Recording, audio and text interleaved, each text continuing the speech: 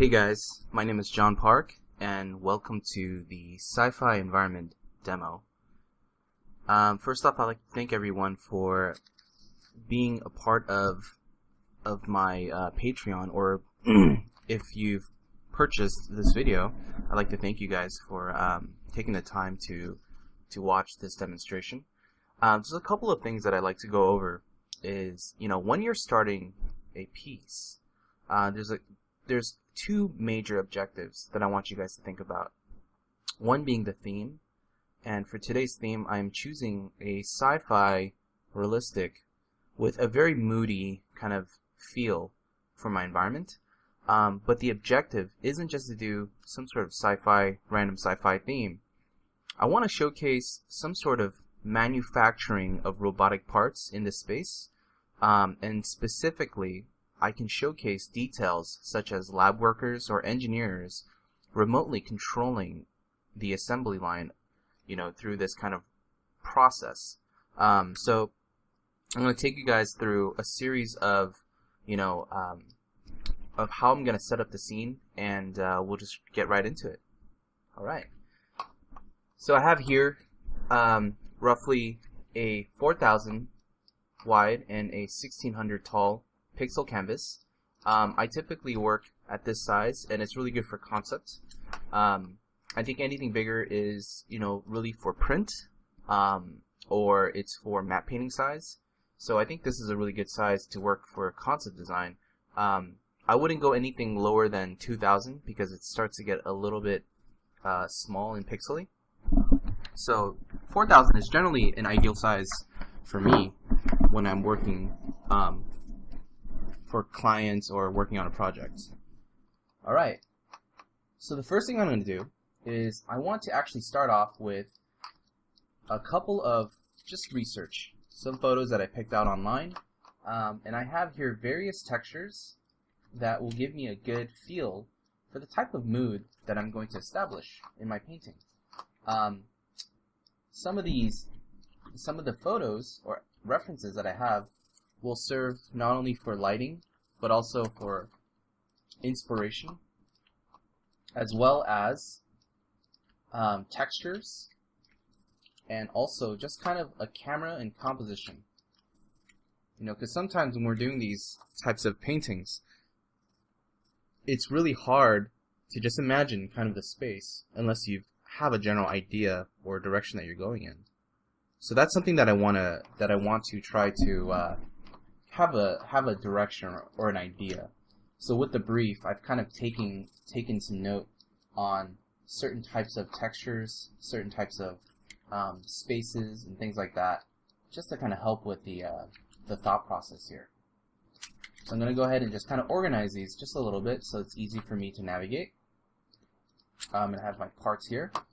And within the photo too, I can probably extract or use elements if there's anything that really stands out to me. But for the most part, guys, when I'm doing these kinds of things, I want to keep it as straightforward and simple as I can, so that the painting process is very direct and it's very simple. I'm not overwhelmed by too many ideas or too many things. And I'm just utilizing what is in front of me. Even at this phase, I would say this is a lot of photo reference, and I probably don't want to get too overwhelmed by all of these elements. So at a certain point, I'm probably going to just eliminate a couple of photos and just tell myself that I'm only going to use maybe a third of these. But like anyone else, when you're starting out, we do a lot of broad research, right? And you want to kind of get a sense of the idea and concept in a very broad and vague manner before we get really wrapped up on all the details. So I have here just some engine parts, some different facilities and lightings and stuff like that I can use up here, and this big image. This image right here on the left, I'm actually going to use as kind of my base. So what I'm going to do here is let's go ahead and just kind of group these. And I'll come back to that, and I'll call it reference. And just to kind of get the painting going, I'm actually going to stretch it out, and let's go ahead and kind of distort the image a little bit. I think it'd be nice for us to go to a filter, and this is something that I like to do where I'll actually like to blur and do a smart blur. And what this will do is this will actually simplify a lot of the information and just kind of dial it down to just pure color without kind of losing all my major forms. You know, this will kind of simplify just general areas. And what you'll see here is I'll have some structure of some sort of lighting and patterns and things like that, but enough to where I can actually piggyback off of. And I'm just going to go ahead and lay this in right here. And with that, I'm going to go ahead and kind of get this thing going.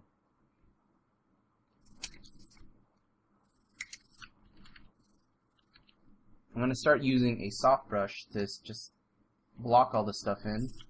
And at this phase, I want to be as simple as I can and just think about the graphic design.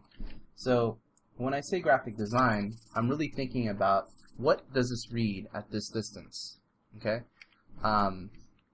When I do paintings, I like to actually paint at a small distance, you know, or periodically check it just to make sure that all the pieces line up and it looks correct, and just to make sure that the image looks interesting at this size. The reason why I keep it at this size is because I want to make sure that, you know, I'm not getting too caught up in all the details, and I'm just thinking about the overall, the broad strokes, the broad shapes, and the elements here. And I want to keep my brush size at a fairly medium to large, so I can just think about all the elements here. Just going to copy merge this a little bit and kind of tweak it, tweak the angle. And what's great about this is that this is a great starting point for me in terms of just getting color and just things in here, things into the scene. Now, for those of you who have a hard time translating this, or you don't understand the structure of your environment or your painting, one really good method that I would recommend is actually putting a gray layer on top, drop the opacity, and just do a really quick sketch, okay? So that way you're not blindly going into this not knowing what you're doing, but just to kind of get an idea. So it might be good, first off, let's do something here, to get our perspective in. So I'm going to use the polygon tool, and I'm going to go to polygon and sides. I have that at 99. And if we click here, I'm going to go to star and indent sides increase by 99%. So this way when I pull out, I'm going to get a perfect perspective tool, meaning this I can use as my perspective guidelines. I can make sure that my camera and my angle is on point without having to worry about my perspective. And also, this will give me the ability to just think about, you know, what can I have here that is structural and that is going, that's going in the vanishing point. So this is a great way to, it's a great way to kind of lay down just the overall footprint of your painting. I like to have this on a lighten layer or a screen layer just so I can see my perspective lines, and even colorizing them to help, you know, break the different vanishing points as you see here. And I'm actually going to compress this and have this on screen, and I'm going to lighten it down and I'll lock it. So what this gives me, effectively, it gives me a good starting base, just in terms of where we're going with this image, where we're going with, you know, how we're going to set this up in terms of, getting the overall structure to read. So again, my objective is sci-fi. Obviously, realism is going to correspond to the amount of detail I put in, but I want to showcase the manufacturing of robotic parts. So maybe the first thing I can think about is just some sort of structure. And look how loose I'm thinking about it. I'm not thinking about any crazy detail. I just want to think about just an idea. Okay? An idea is going to help me get from one point to the next. And I don't want to think about too much about the details. I just want to think about, okay, well, if I have something here, whether it's a robotic arm of some sort that's helping an assembly of robotic parts, that might be really cool. And I'm just thinking about the shape and the amount of real estate that it's going to take up in this space. Okay, so I'm going to put that down, go into perspective lines, and then maybe here I can add the same element vanishing into my perspective line, so it can show that I have different parts being manufactured. And have my ceiling element here and maybe some sort of detail, and I'm probably going to most likely rely on just some photo elements to kind of help me boost the amount of detail and information that we can put in here. But in terms of the groundwork, I just want to make sure that this space makes sense, that there's some sort of structure of where I'm going to take this painting.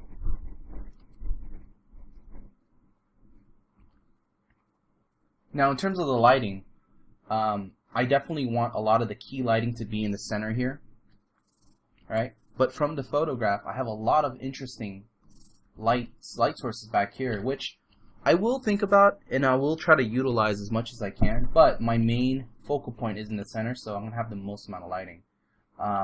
But back here, it's a great opportunity to just showcase the sci-fi architecture.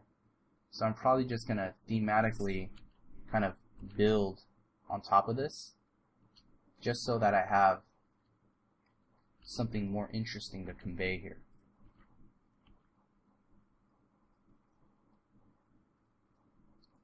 So once I have that, it's a pretty good starting point for me to just use this as an undersketch, really, to start painting some shapes. Okay? And I'm not going to try to be so committed to all of this and have it be perfect. I don't want to be a slave to this loose sketch. I want it to help me help inspire me to get to another point, or help inspire me to get to the next phase of the painting, which is color, texture, lighting, and stuff like that. And that's the thing about painting, is that I found it's such a back and forth process that you don't want to stifle yourself by trying to limit yourself with how you're going to go about painting or how you're going to go about laying in a drawing. You want to just make sure that it's, one, cool, and two, it conveys all of the points that you need it to convey. And this is what I'm just showing you guys, is just a simple painting process to kind of lay this stuff down, just to have some sort of idea. So you see how by laying that down, I have a shape, and this shape is going to help communicate just some things to kind of get the next step going. So from here, I'm going to use just color pick and use the background. I can have the sketch ready, just to kind of check and see if I want to pull some reminders or elements from it. And I think it'd be nice to paint in just some structures.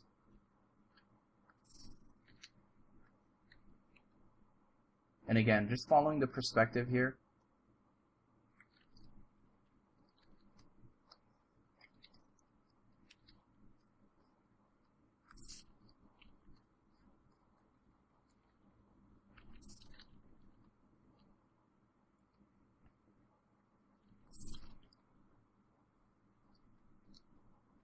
And if this perspective line gets too annoying or in the way, you can always drop the opacity or turn it down a lot. I tend to kind of turn it on and off, so that way I don't get too confused by it. Because all the lines and stuff can be really helpful, but at the same time it can really, like, my eye gets so caught up in looking at just that, and it really just confuses me in the process of painting.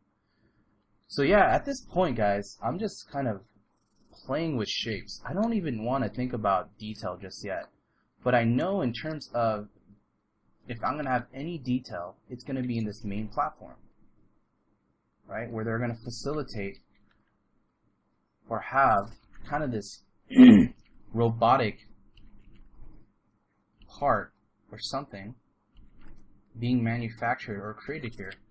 And these are, what I would like to consider robotic arms, or horizontal gantry cranes, which basically are going to help support the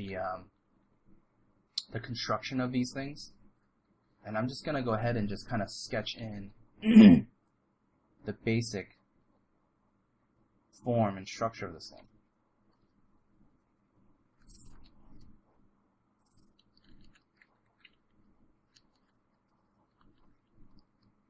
Okay, so the most important thing for me is I want to establish my general shapes, which is number 1, and then from there my general lighting direction, and then my detail at the end.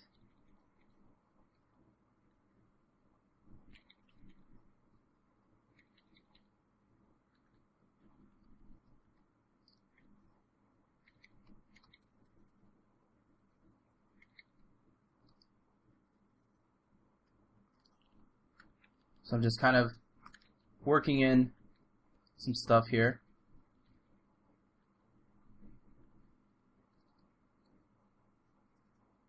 Some ideas. I got this ground plane, which I'm going to converge into my background. And I just want to see if I can just graphically think about ways where I can kind of darken up the background a little bit to really pull our attention to the object here.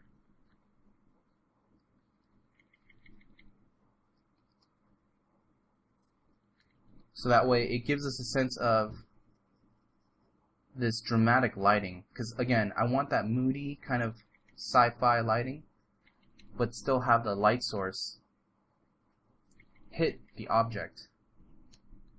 The object being this center thing here.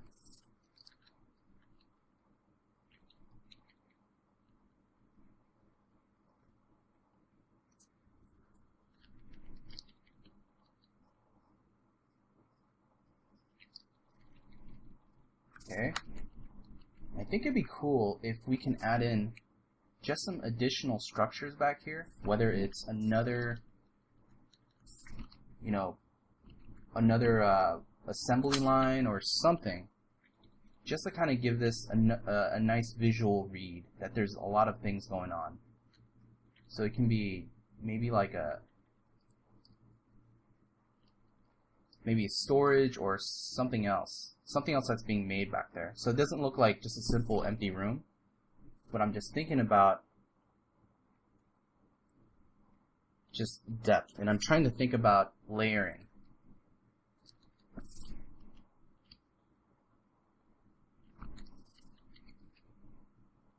And then maybe here I can have just a pillar just to kind of break it up, and maybe another pillar back here, and just some more structures in the background. Okay, don't worry so much about the color, because again, I want you to focus on just the graphic design. And the graphic design meaning just the shapes. Okay, because I know right now I'm sketching in black, and it might be a little confusing, because you're probably looking at this thinking like, whoa, are those black structures and there's more black structures here? It's like, I want to use this as a template so I can make it either super, pale white, or I can make it anything. But these are all just notes. These are all just visual notes for me to kind of take into consideration when I'm doing my detail pass. So what I'm doing here is I'm actually flattening and trying to make this as opaque as I can, because when I paint in all this detail, my silhouette, I want to make sure that the edges and everything are, you know, pretty solid.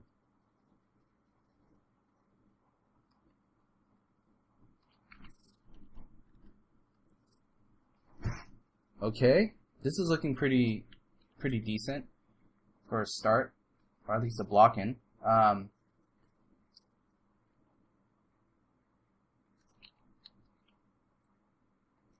get my perspective lines. Let's kind of just double check some things. I have a little bit of skewing going on with some of these shapes, so I'm going to just go ahead and kind of fix those before we get into our next phase.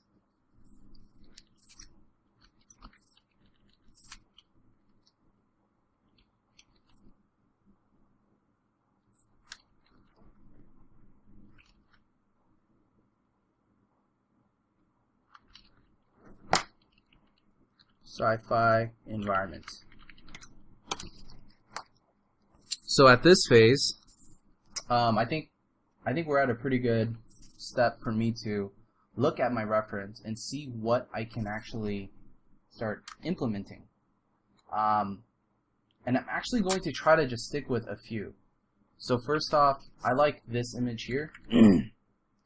I definitely want to keep the original because that's kind of the lighting and overall color palette that I've been using. And from here, I'm actually just going to use just one element, which is this. And prop-wise, I think it might be cool to use maybe just 2 props for now. So I have a total of really 4 to 5 reference images that I'm going to use. This one is just for overall color palette. This is just for textures, and textures. So I kept it pretty simple where I have my texture side on the left and my color palette side on the right. So I'm going to go ahead and start with let's color code this, and I'm going to type in color. And here, anything in green is color and anything in red is going to be my texture. Okay?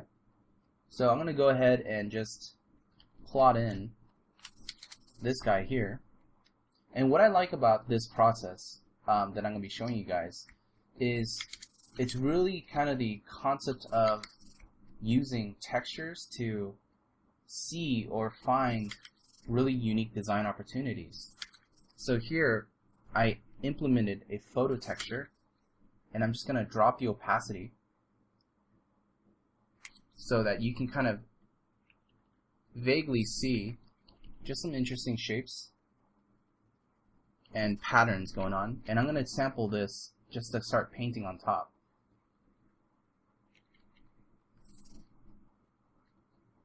And this will give me a nice range of details.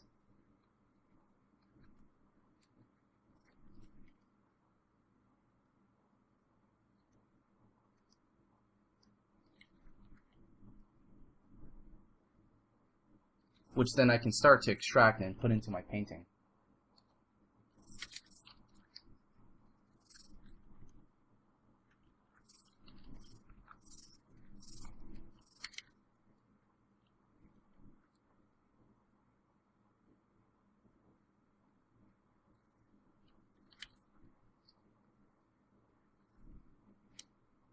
I'm going to make this a little darker. And let's just go ahead and start simplifying this thing.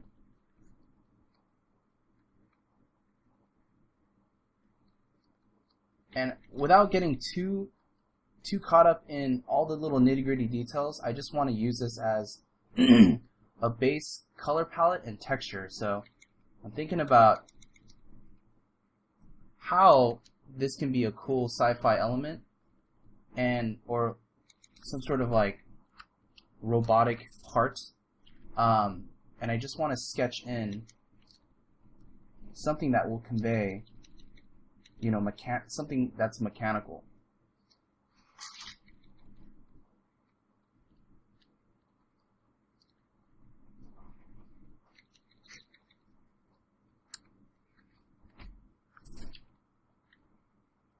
I'm going to use this for color and implement just kind of a nice orange tone here for these vertical gantry structures.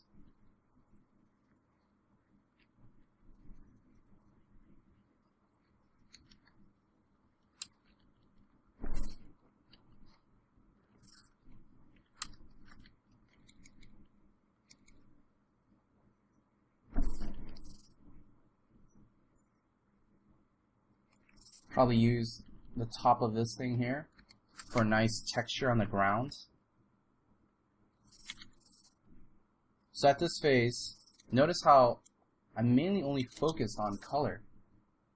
Color and really loose textures. That's kind of my goal right now. Is because since I used just black and whites, or a lot of just darks, these dark tones, and they're not my final color, then I want to use just some simple tones to help kind of get some color going.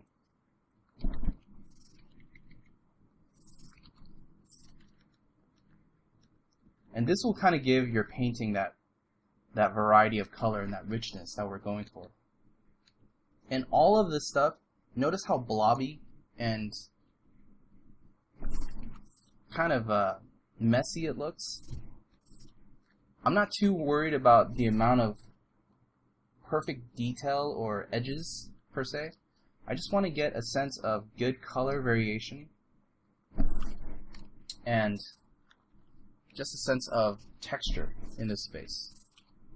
Because all of the cleanliness will come from just actually retaining your edges and cleaning your image up. And that can actually happen towards the end.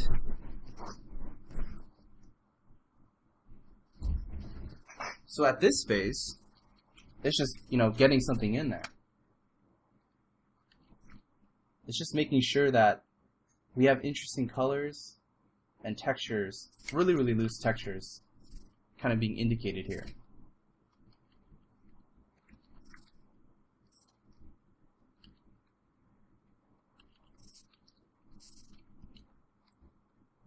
Use that for part of my background. Even though that's kind of the starting image, but I can just use this to kind of help amplify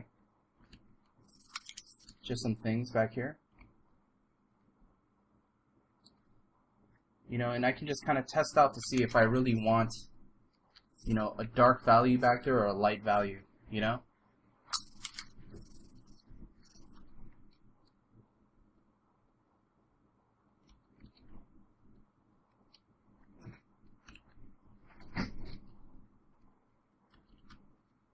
I got this element here.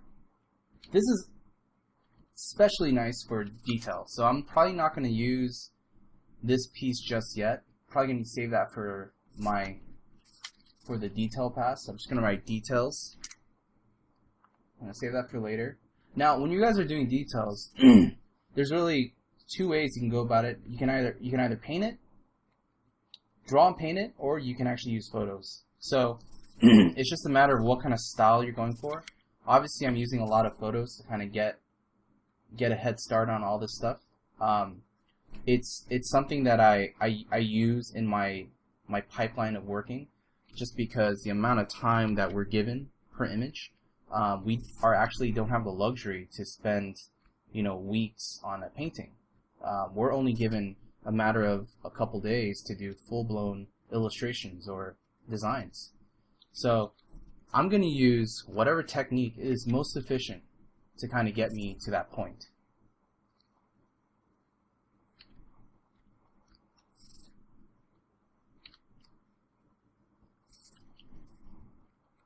Got that going. I got this piece going. And I'm just going to compress everything.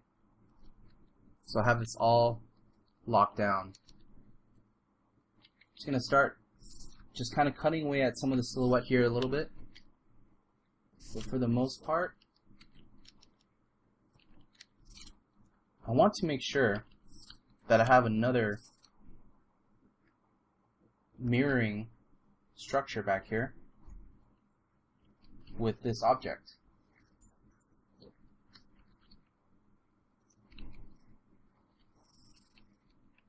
So here, I'm just thinking about maybe some sort of other, mechanical or machinery part back here. And I'm going to keep this on a separate layer so I can control the details on there when we're ready.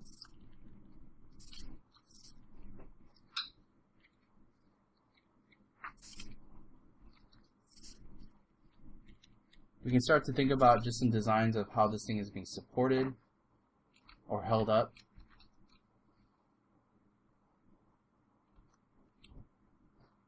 I'm thinking that it can actually be held at the top like that. Same with this thing here. Thinking it might be cool to hold up the piece here, just like so. Maybe have some wires and stuff come out here. Even this I would consider it kind of like more detail. But if we want to just kind of jump to this part of the to the image, you can do that. Just keep in mind that don't get too caught up in the detail aspect, because I know I tend to get really zoned in on detail and I forget about the overall image. And that tends to happen to the best of us, because you can easily get tunnel vision. Okay, so the next one is I'm going to use this one for more textures. What I like about this, instead of just doing this, what I don't want you guys to be like, oh, that looks cool, let's just put that in. You can do that, but it becomes a little, I don't want to say, lazy, but it's a little bit unimaginative. So what's cool is if we were to just kind of use this in a in a different way, right? So maybe this can be stretched a little bit, and just so that we can use just some parts of it, not all of it, but just something to kind of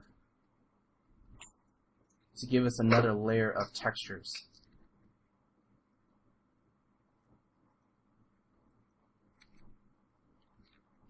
So I'm thinking it might be cool to do something like this.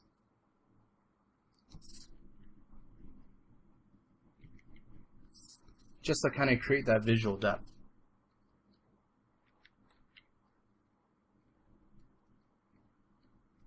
And I'm just darkening it down, because again, when I'm doing these environments, I want to make sure that I'm not doing any crazy lighting scenario yet. I'm trying to keep things as kind of, I guess, ambiently lit, per se. So obviously this is darker, so I'm going to just keep it a little bit slightly on the darker side, but I don't want to show any crazy forms or do any dramatic lighting on this yet. So basically, to put it into simple terms, I'm trying to keep this as flat as I can.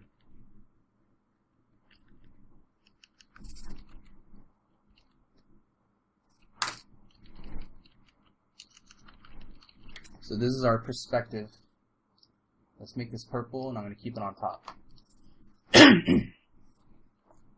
Okay.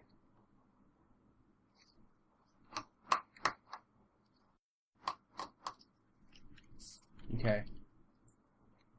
So you notice how the process is really just kind of back and forth. Painting, adding photo textures, painting, and adding more photo textures. If your style, or for what kind of style you're going for, is mainly more painted and less photo, then just basically try to keep this process in mind, but try to make sure that the photos don't dictate your overall painting. Maybe you can use photos as just an inspirational source, but what I'm trying to show you guys is more of a matter of how I'm using photos to kind of help aid the process of picking colors and picking textures, rather than dictating my design, because I want to be able to control my own image here.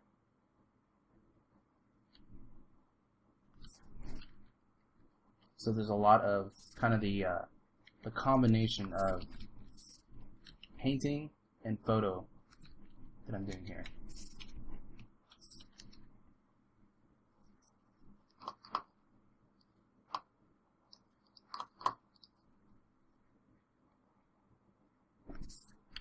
And I always go back to my photo reference. I always look at, you know, what else am I missing, right?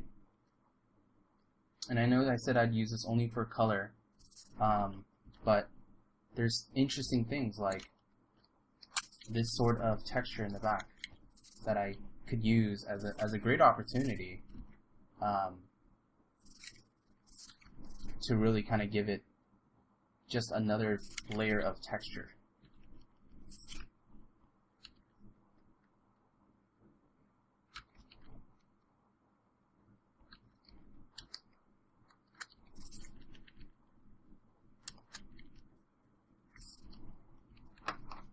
Okay.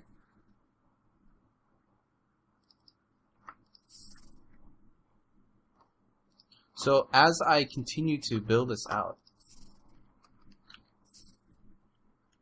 I'm just going to try to add in more textures here.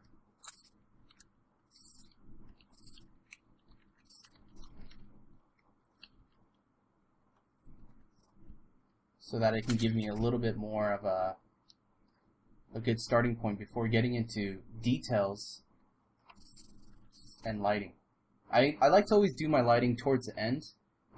Obviously you guys can see that graphically my lighting is going to be from the top, and I have kind of this more of a background lighting, which is these light sources back here, but I like to just try to implement stuff like this, these textures, to really help kind of convey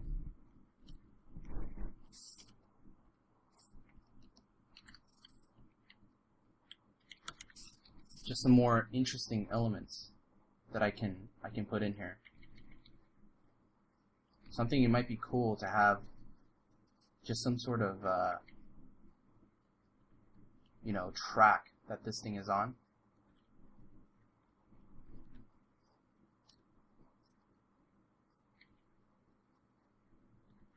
And that the ground is maybe kind of this pearl white, you know, to kind of give it this sci-fi vibe that we're going for. Obviously this right here is all dark, but you know, at a certain point I'm probably going to add just some things here to kind of help break that up.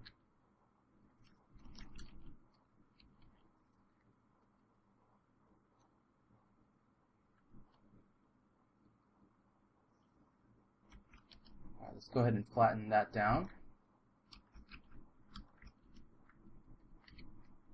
And I'm thinking it might be cool, since I have these things in the background, these structures, instead of it being dark, what if these were really, really light? To kind of give it that opposite contrast.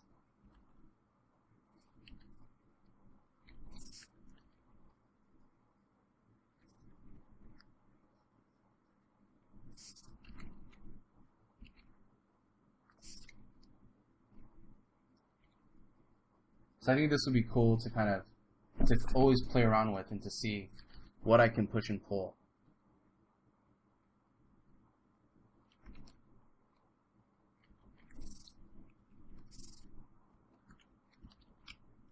Just going to pull this same color image here, this color reference. Going to see what I can do by putting maybe some light or something up here.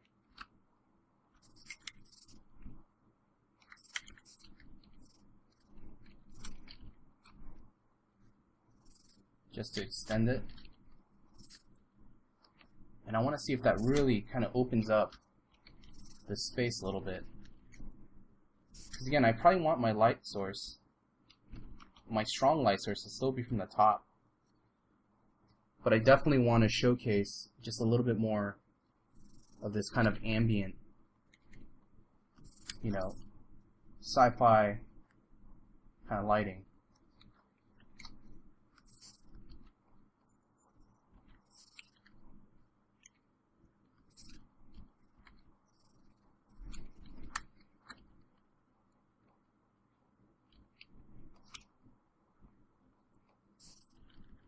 Okay, so here, if this light source is coming from the top, I know for a fact that all of my shadows, I'm going to get something like this, right?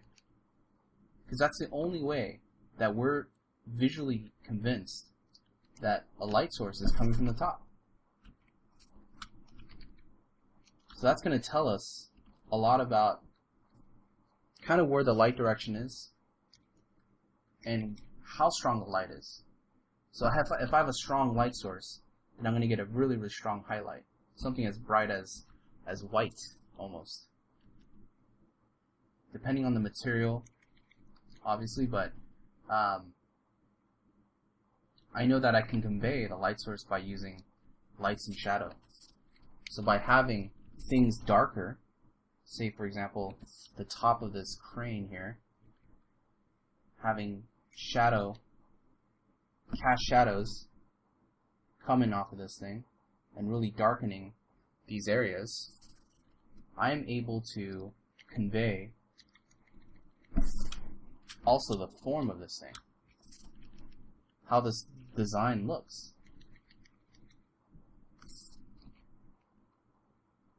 So shadows, I generally tend to go darker and more saturated, and with lights I tend to kind of bleach out a little bit. And when I mean bleach out, it'll tend to get a little bit more desaturated and brighter.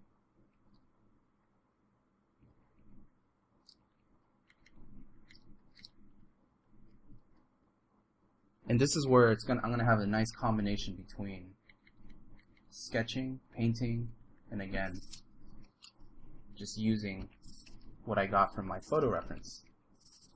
So this back element here, I'm probably not going to worry too much about the amount of detail because it's just a duplicate of what I have in the front. But I definitely want to suggest the same level of lighting and fidelity. So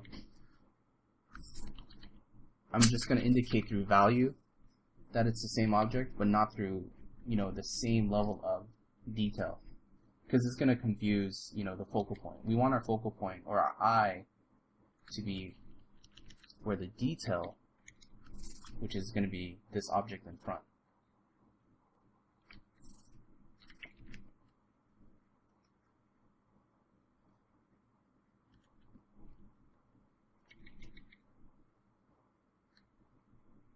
And notice how this entire time I'm actually just using this circle brush.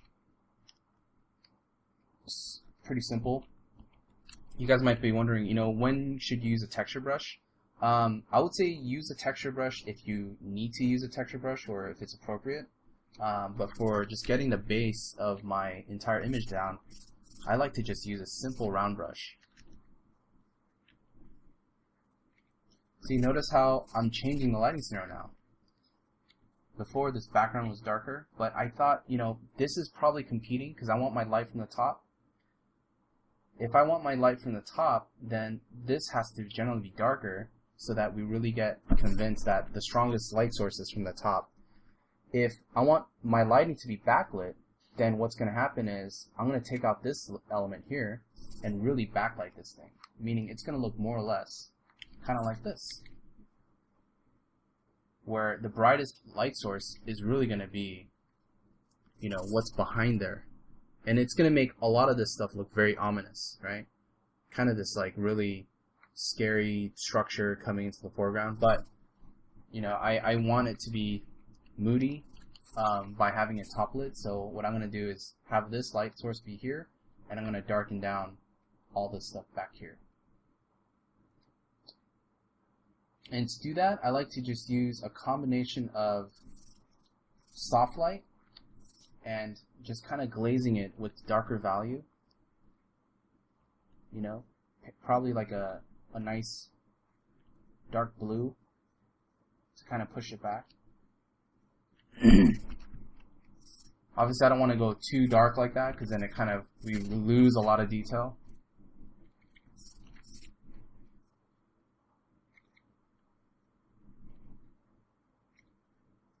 But just by doing that, I'm able to kind of really reinforce the light source here.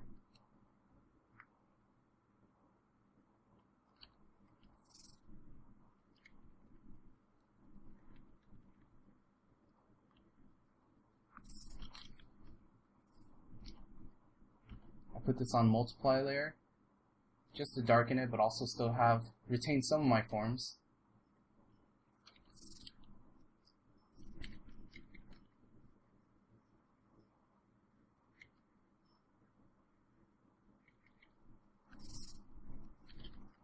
So I'm going to do that.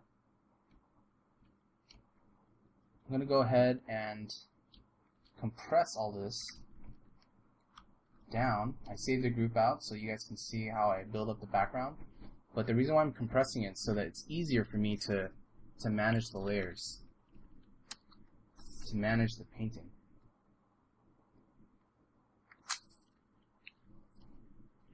Okay, I'm going to go ahead and add just a little bit more structure back here, like just more gantry elements in the background.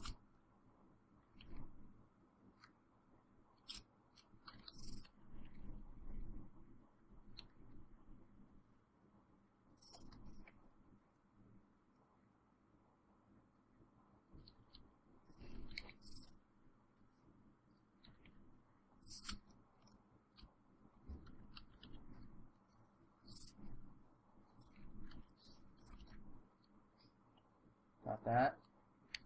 And what's great about this stuff back here is I can actually keep it fairly loose and painterly. Because again, the whole point of having all this stuff isn't to have, you know, a really perfectly tight painting. Is to have it so that it's interpretive of what we can suggest.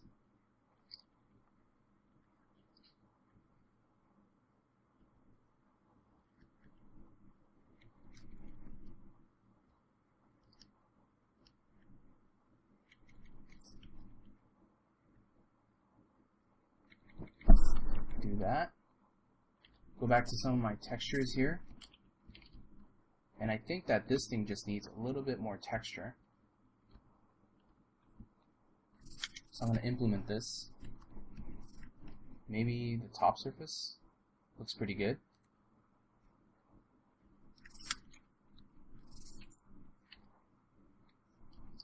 I'm going to go ahead and colorize this so that it's in the vein of this yellow manufacturing look. So maybe what I can do is I can actually turn it yellow. If you guys don't want to use color and then just saturate it.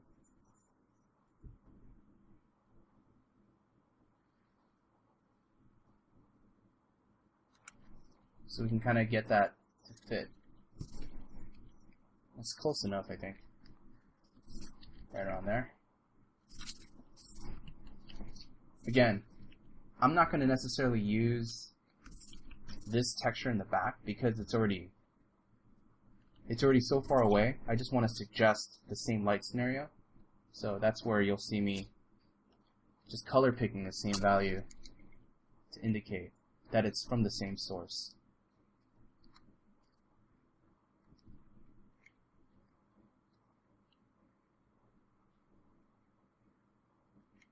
So I'm going to start indicating or suggesting the light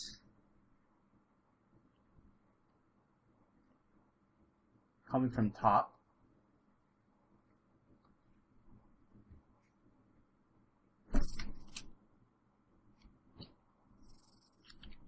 And I'm color picking this, and I'm going to desaturate it down because it's the intensity of the light is going to bleach out this image. So definitely want to say that this is actually being really, really brightly lit. And I'm going to have a certain amount of shadow that's going to describe the form, and a certain amount of light that's going to explain the highlights.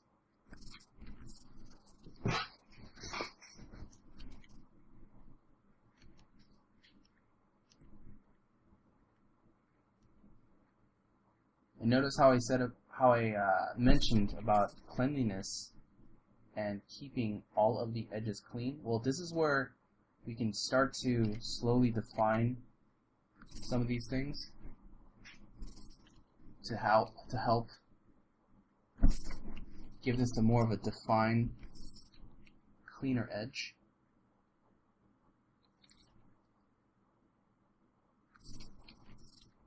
And just to keep things even cleaner, I'm going to separate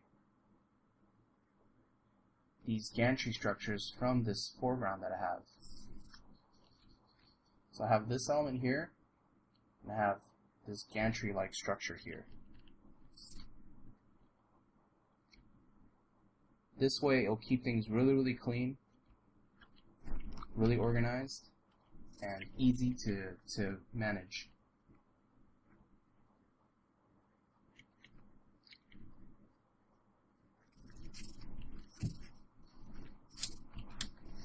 So it's starting to get there. I mean, I think I have a lot of the base blocked in.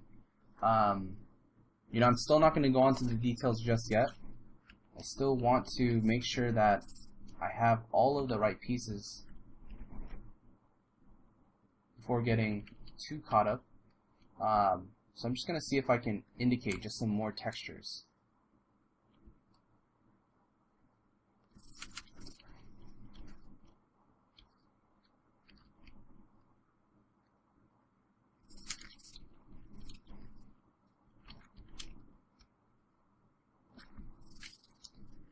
Let's save this here. See if there's any other textural elements we can use. It seems like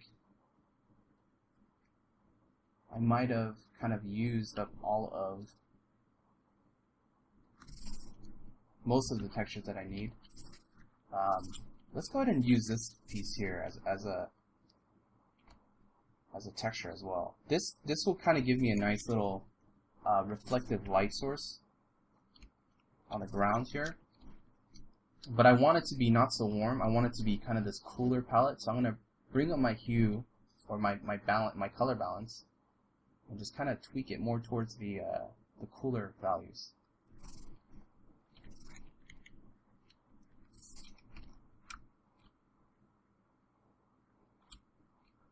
This way I have like a nice range.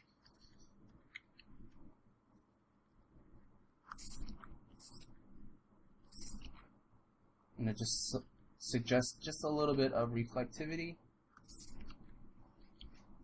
But notice that little pocket of light really helps kind of sell the cleanliness or the reflectivity of the floor. Even adding highlights like this really helps sell that too. I could probably extend that over here.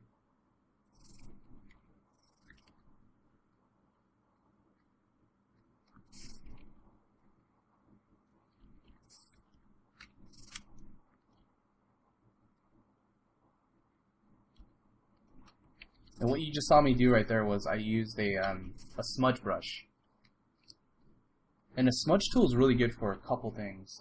It's great for kind of expanding on your existing photo texture or your painting without having to really repaint all those elements.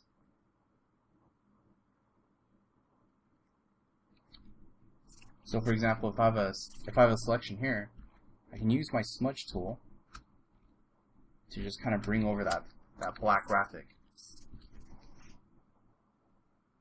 So I get that kind of look.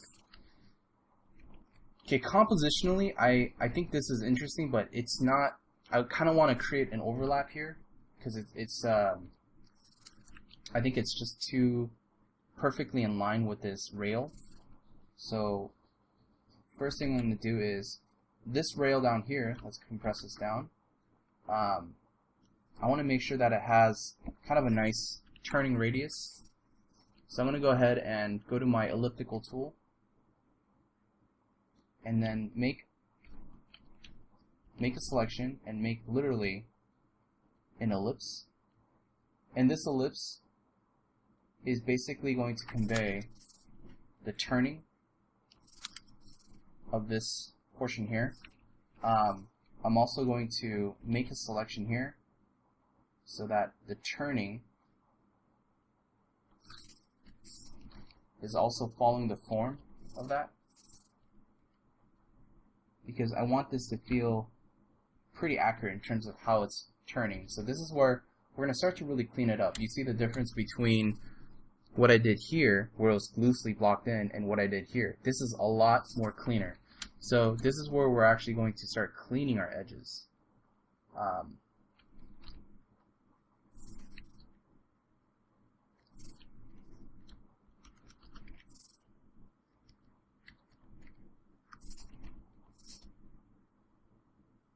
Gonna give this a shadow side.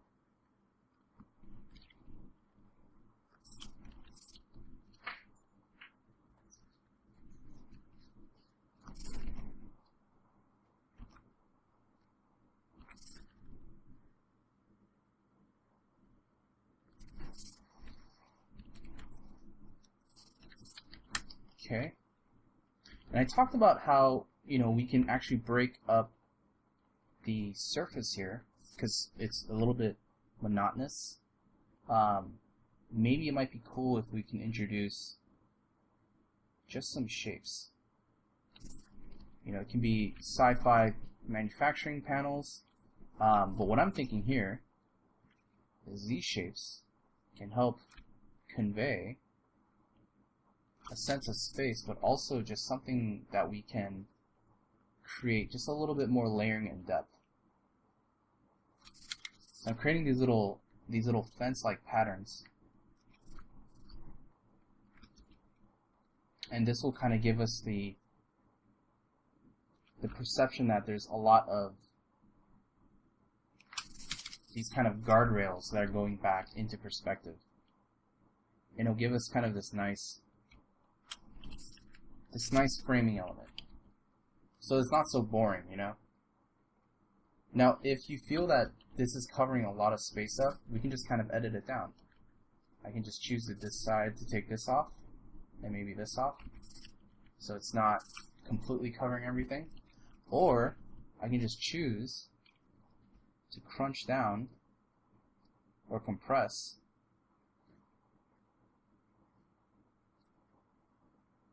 these shapes.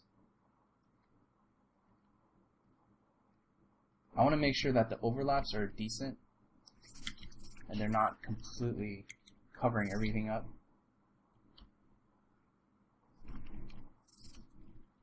So maybe this one's just more open here.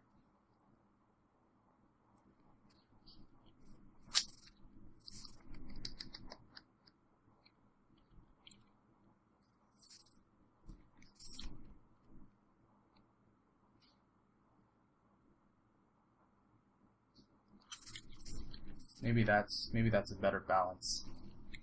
So what if these were some sort of power line or grid? And here we can have some sort of computer system, or this is where everything is remotely controlled.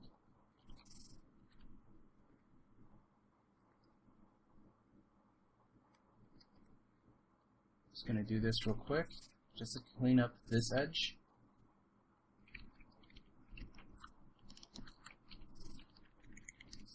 Use a smudge brush to kind of block that in.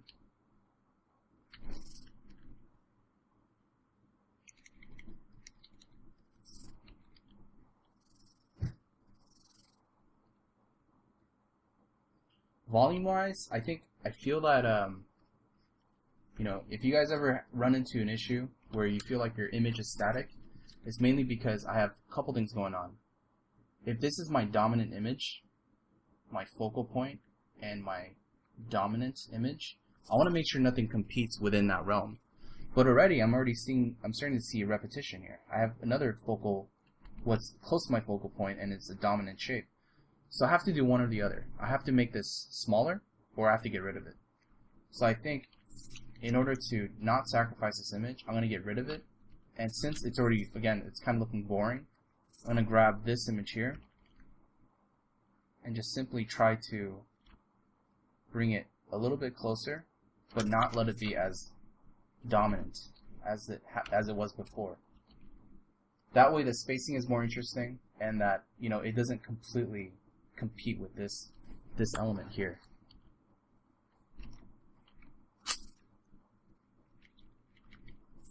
Okay, that's pretty good, I think.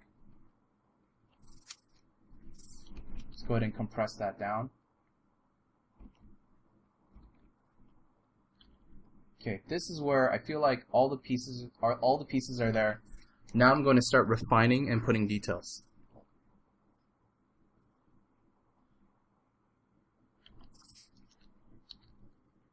Go to my handy photo texture here. This is just perfect for pipes and all this stuff. So what I'm going to do here at this phase, it's a lot of refining.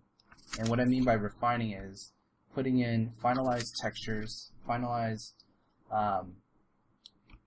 photos to kind of help with the design, and also kind of refine a lot of the details.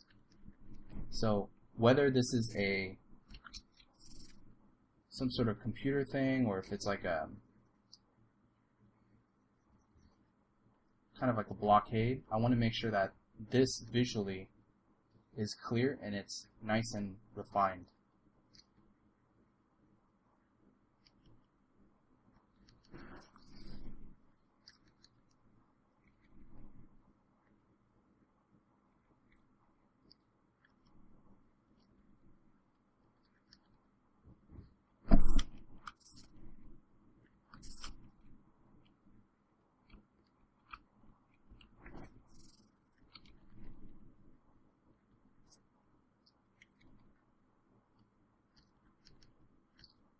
So we can imagine that this is some sort of control panel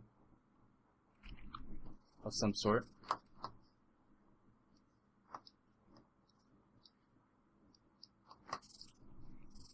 And that I can have just some detail to kind of help break up the simplicity here.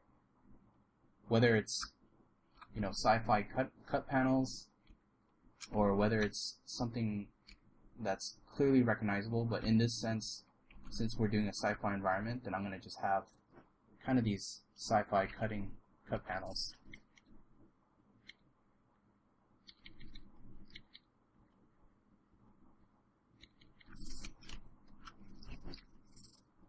Sometimes I like to just use a hard brush as well, just to give me a nice clean edge.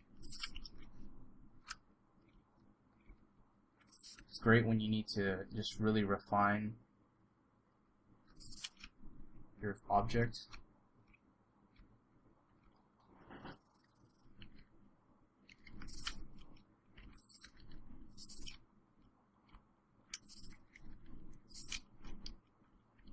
Go ahead and refine that a little bit. And then this is going to be all a little bit in shadow, so I'm going to go ahead and darken this down just a little bit.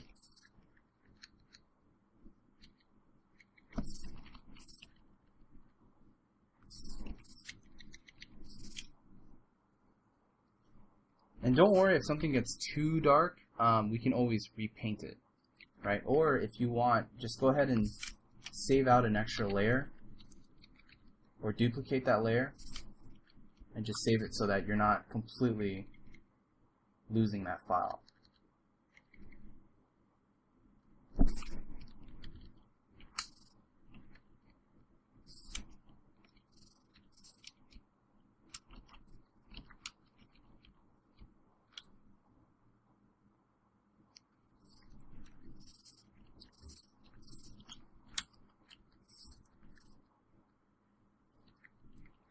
I have this structure here, this gantry, this horizontal gantry-like crane. I know gantry is the proper term for that is it's kind of above, right? It's like a large hangar, but I guess what these are is just kind of you know, horizontal, like robotic tracks, I guess. But I guess I just call them gantry cranes. I'm probably incorrect, but I like to think of them as these large manufacturing arms that's going to help pull or push these, you know, manufacturing elements across. I'm just going to go ahead and clean up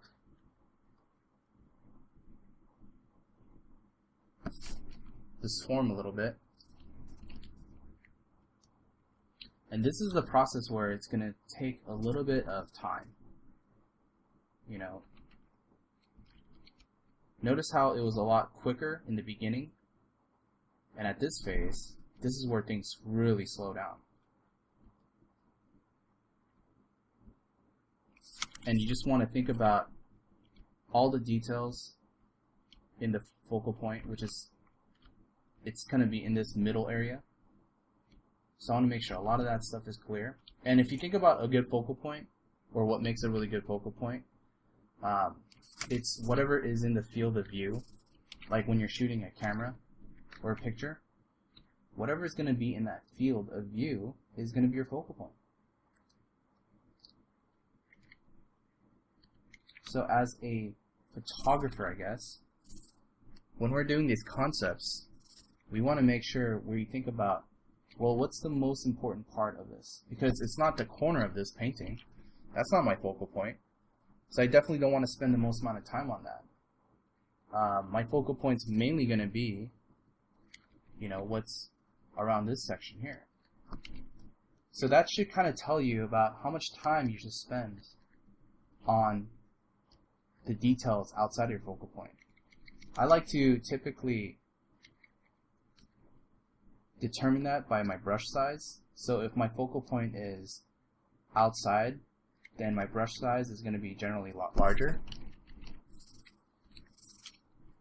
And that's just a way to kind of keep us focused and keep the economy of your painting look not overworked.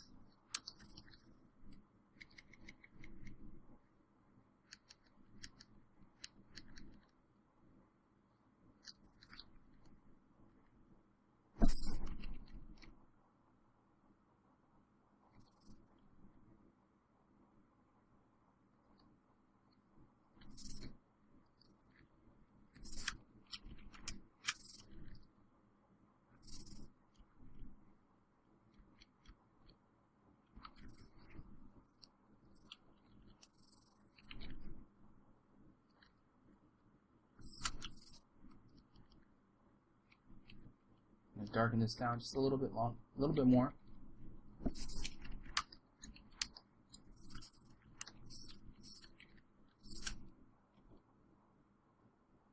Just going to cut into this form just a little bit. It felt really simple. And maybe you can alter this a little bit as well.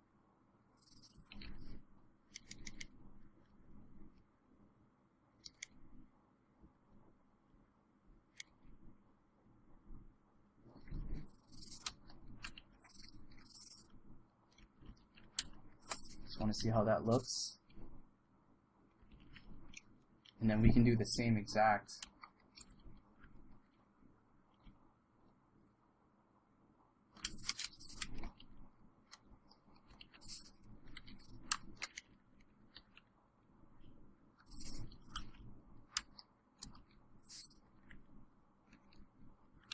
I feel like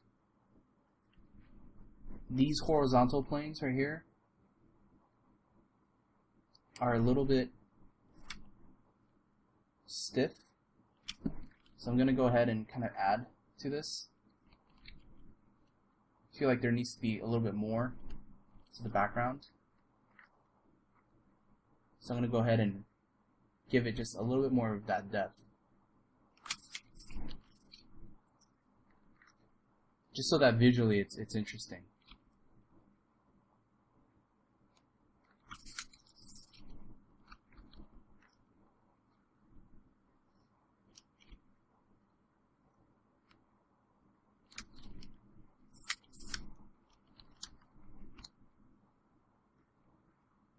Let's make sure that it's all in perspective.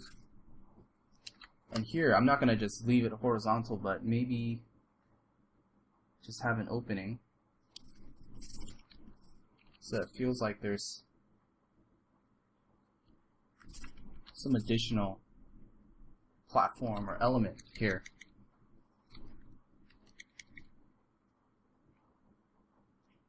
Just to give it that extra read, that extra shape, that there's more to the image than just an open field of, you know, an open field of just air. Maybe there's like some sort of pipe that runs through.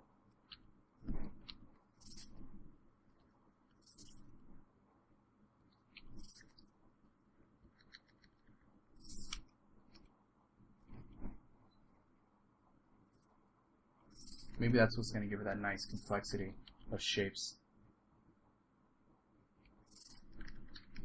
And at this phase, I mean, it's all trial and error. I don't know what's going to always be perfect. You know, I want, if I have an idea, you want to make sure you try it out and see if it's worthwhile. Otherwise, you don't want to end up on a painting where it's kind of like you do a painting and you're like, and you look back and you say to yourself like, oh, that would have been cool if I added that. Because that tends to happen a lot, even for me. And you never know. You just want to try it out and see if it looks good. And if it looks good, then hey, at least you know you got it on the first try, or you actually, it was successful.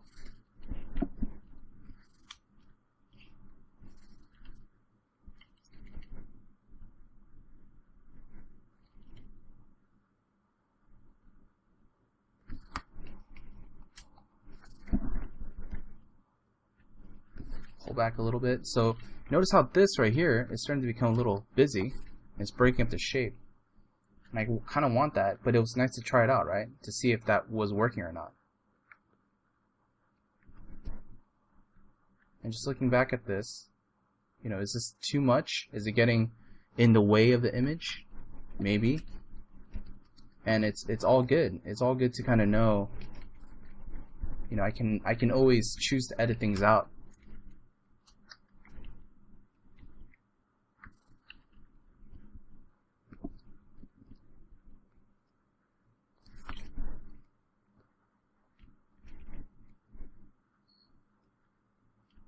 Okay, I'm going to go ahead and just kind of compress all those things. And here, I'm going to add to it just a little bit.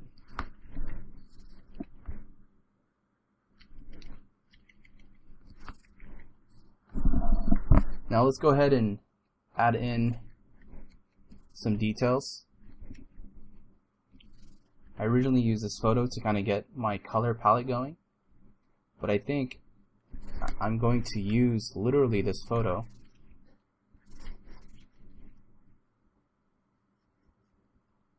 to help with my detailing.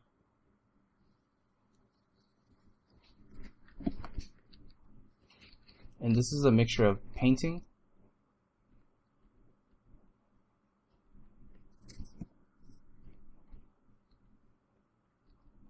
and using photo, and painting and using photo.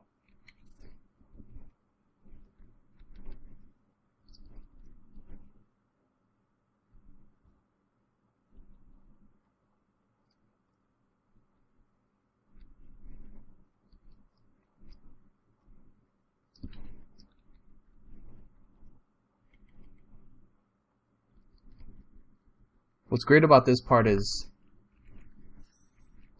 your brain, I feel like for me, my brain literally shuts down. Like I feel like I'm not thinking as much, and you know, you can just kind of almost just take a break a little bit and just kind of just do a lot of the noodling. For me at least, that's, I know it's different for everyone, but I feel like when it comes to the noodling aspect, my brain literally can just kind of go on this cruise mode where I know, since a lot of the lighting and some of the design is already being emphasized, but I can just kind of get into the habit of just thinking about the smaller details and just putting things in here and there. I know this is something that an artist by the name of Craig Mullins talked about, and he talked about something called licking. And I definitely don't want to encourage this way of working and say, oh, just find an area and just let your mind go and not think. But you know, if there's an area where you're trying to think about the rest of this, you can get fixated on an area where you know that's successful, that's working for you, and you can just start working on that area. So I guess what I'm trying to say is this is an easy area for me because I know that it's fairly resolved in some areas, in most cases, that I can kind of let my mind start thinking about some of these other areas of the painting.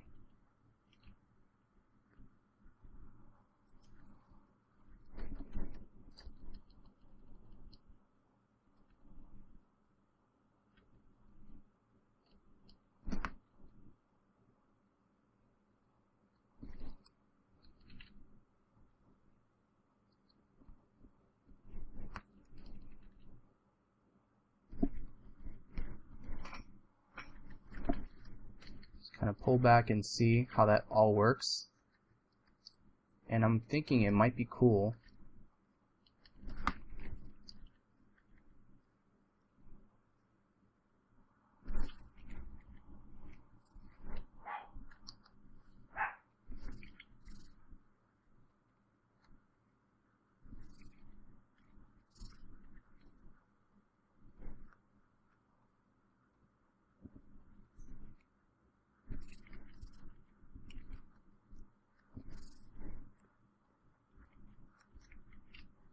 to add in some detail.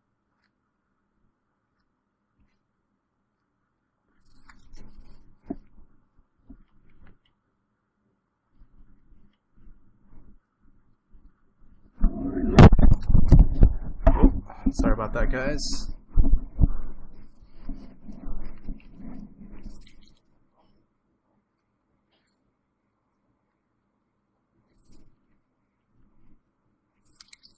So at this phase, it's just kind of thinking about pure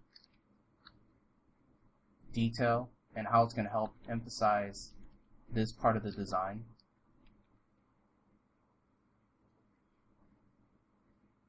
And I want to convey kind of this mechanical element here that this thing is a part of.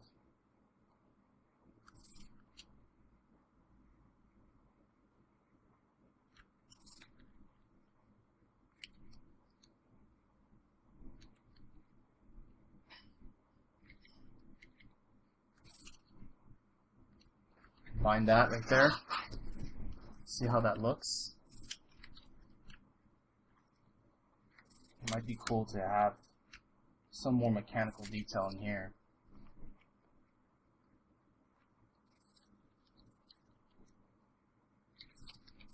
And this is going to be in shadow because it's probably not receiving as much light as some of the other things.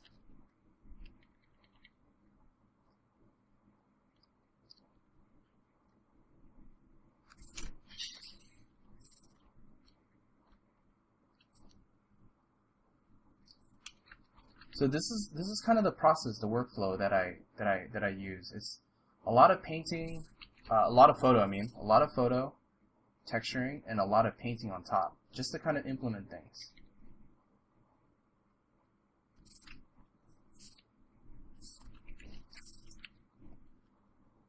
And since this is going to be kind of my main area, I'm probably going to spend the most amount of time here, as I mentioned. You know, this is supposed to be the bread and butter of my image. You know, I want people to look at this section and be very impressed visually, just by the amount of detail that's being, you know, shown. And even lighting wise, I probably want to have the most amount of contrast in this area.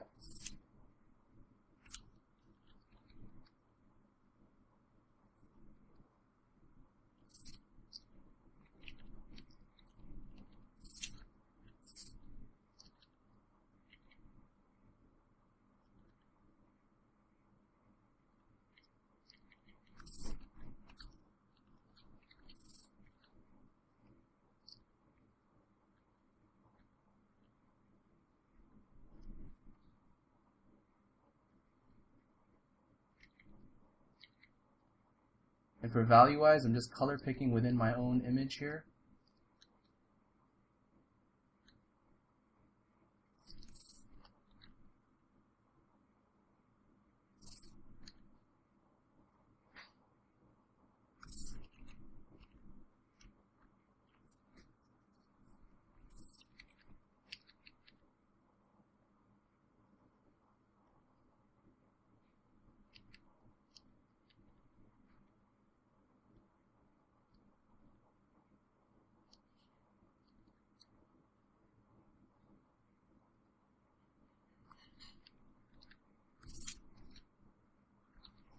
and just really start dialing in all that complexity. I know this part must be really boring for everyone to watch, so if you want to fast forward, I don't blame you guys. And you know, for those of you guys that are trying to learn this stuff, it's probably going to take a couple of sessions to just watch over and over again. Because again, this is something that I've been doing for many years. And to get a good sense of this way of, you know, drawing and designing is something that I built up over, you know, by practicing many, many times. So don't feel discouraged if you guys are trying out this type of painting or this way of image making or designing. This is something that is going to take a little bit of time, but definitely feel free to give this a shot, and I'd love to see any of you guys that approach a painting like this. Love to have you share it.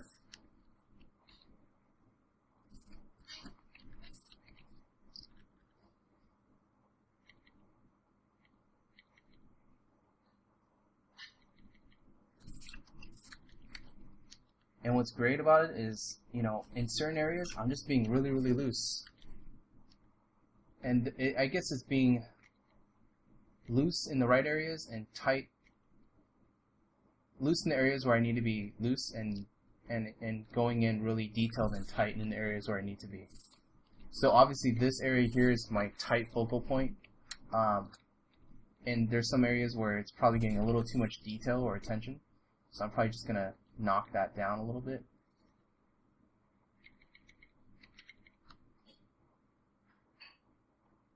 Let's play down this lighting.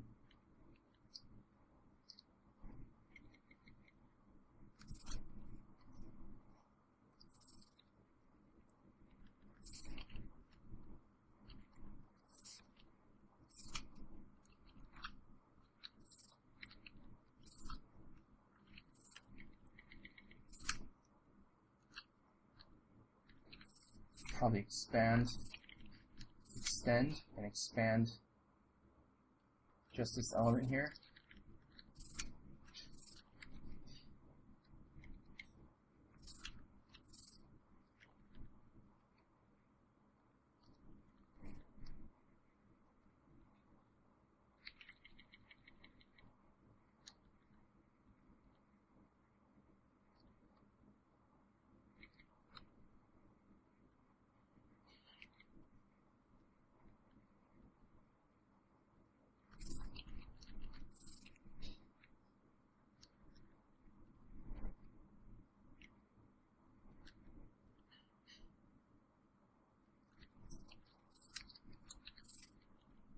That's looking pretty detailed for me. Obviously, when we zoom in right here, it's not the most detailed, but I think it's detailed for the purpose of the image. And again, I just want to convey kind of the general design direction, enough to where it can inspire the art director or modeler to kind of go off of.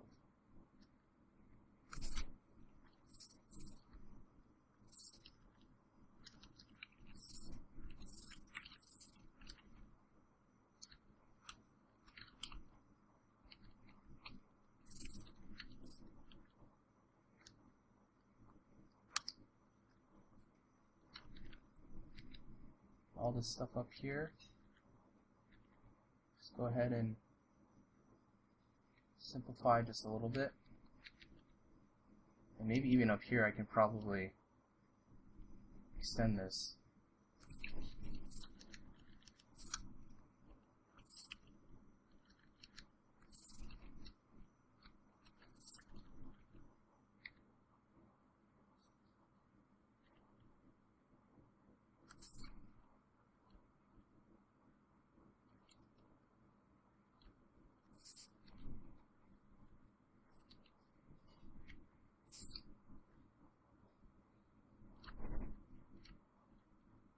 So I'm probably going to want to refine just this edge here.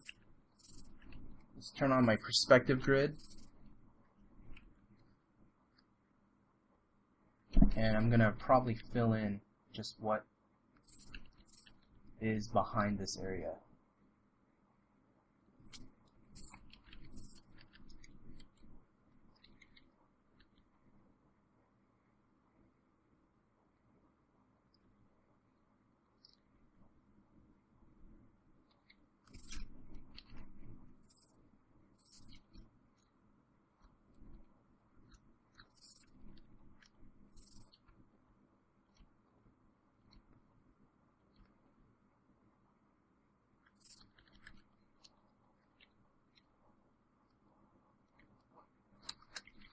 Alright, here we go.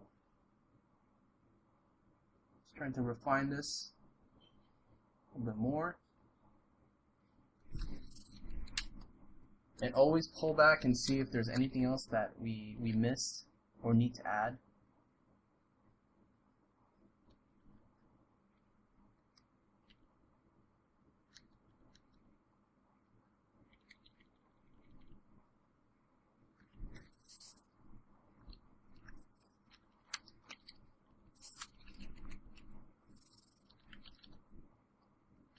Okay, I'm going to start switching it up and start using my chalk brush because at this point I want to start introducing just slightly a little bit more texture to this image. Like just that highlight right there.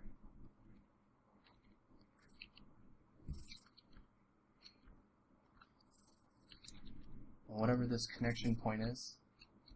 And honestly, when I'm doing these mechanical things, I'm literally just thinking of like, you know, what would a big engine cog thing look like?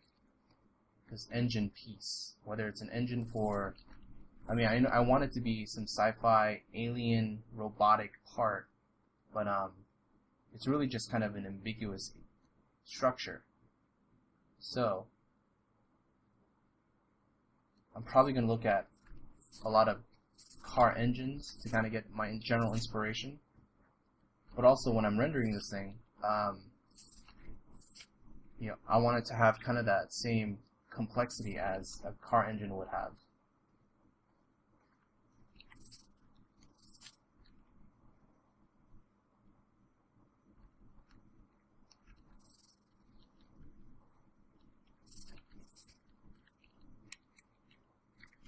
So that's looking pretty good.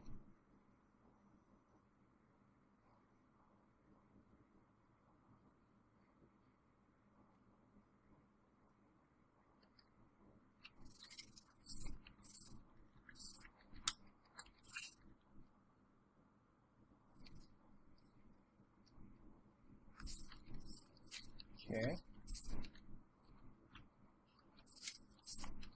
I think I'm going to use this top piece here as kind of my tracks, per se.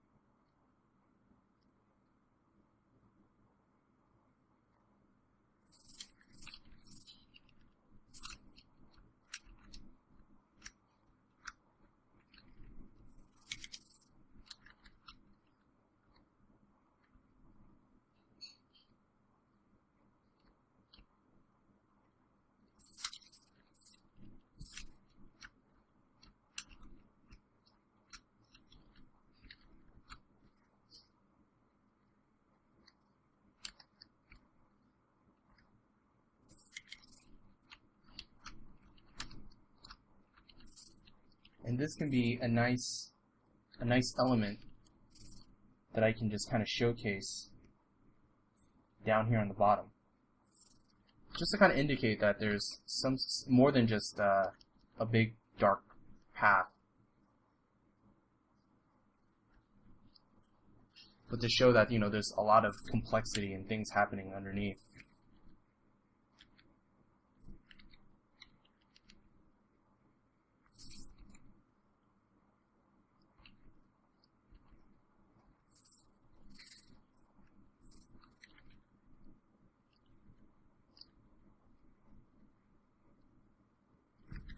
Some more stuff back there.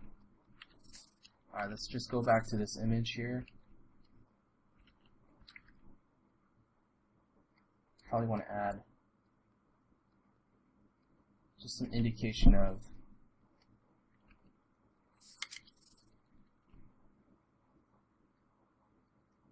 maybe some structures back here, just on the ceiling.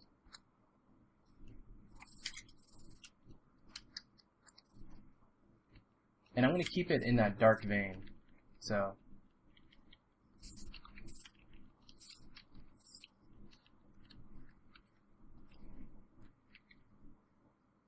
definitely keep it dark.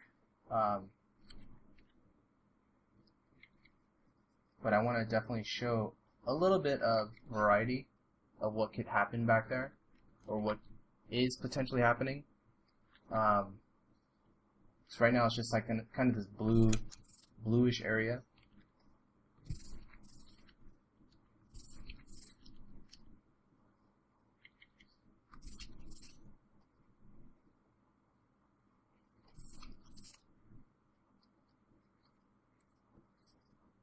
Just gonna tone that back a little bit.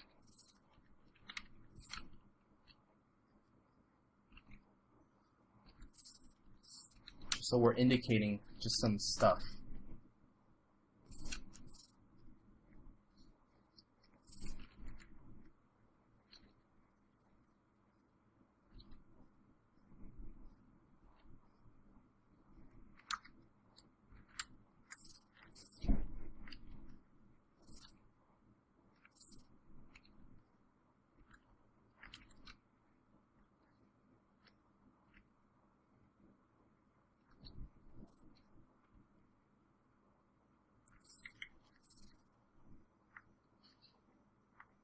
Again, probably want to use for the underside of this thing, and I want to keep it in that realm of yellow.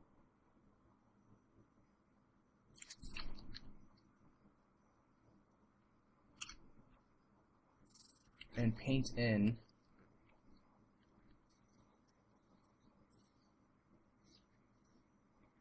what can be some sort of track that this thing is riding on.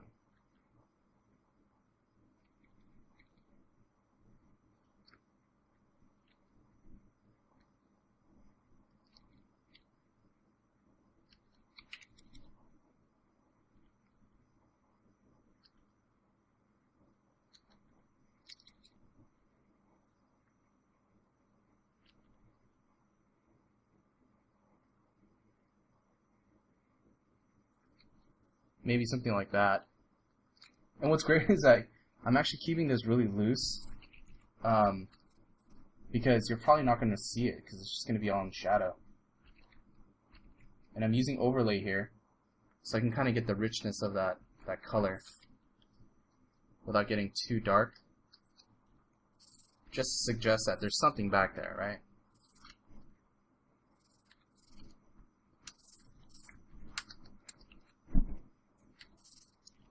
Okay, so this thing, I've been avoiding this thing for a while. I think I've only used it once. But here, I thought it might have been really neat to show, see, I had an idea that, it can be a part of this structure. I really liked kind of the simplicity of this ground area mixed in with just the techie elements here. So I'm just gonna go ahead and stretch this out, and I'm using again the smudge brush here. It's my favorite, one of my favorite tools. And what I like about it, what I really enjoy about this thing, is that it has all of the mechanical complexity of this being like a remote controlled, crane or device. So what I'm going to do here is I'm going to select, say, all the white, basically anything that's not colored, make a selection, okay, and I'm going to colorize this thing. And we're going to make this thing the same yellow with everything else. So this will at least give me a nice base, right? And with that, then I can actually go in here and strategically lay in the areas where it's supposed to be in shadow. So I know that area is mainly in shadow. So that's going to give me this nice kind of perceived detail, without having to completely paint all this stuff in.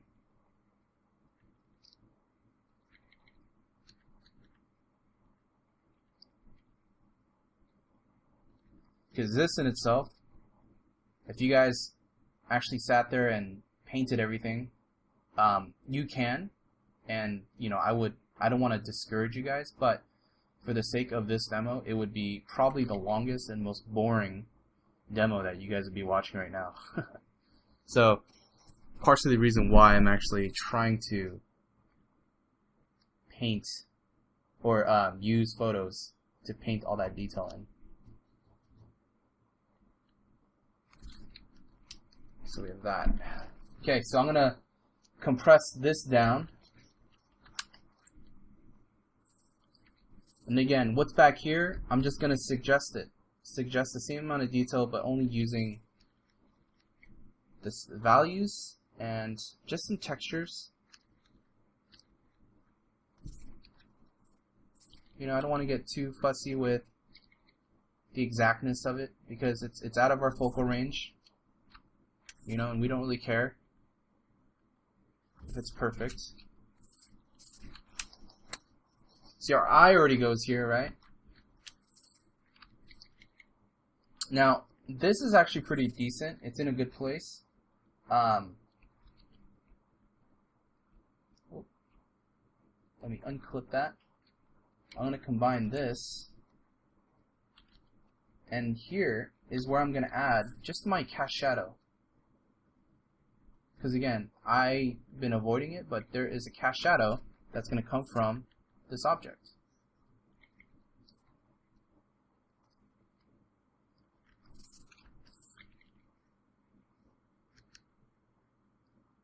So I'm going to have something like that.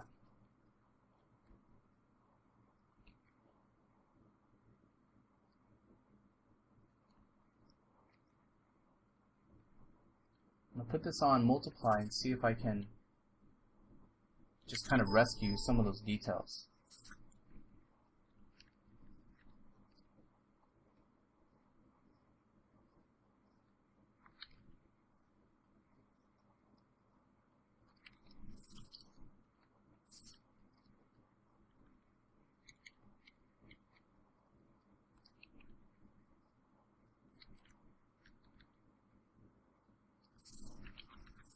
Okay, so that cast shadow is going to say, you know, the object is definitely floating above, and now I can actually continue with the rest of this image.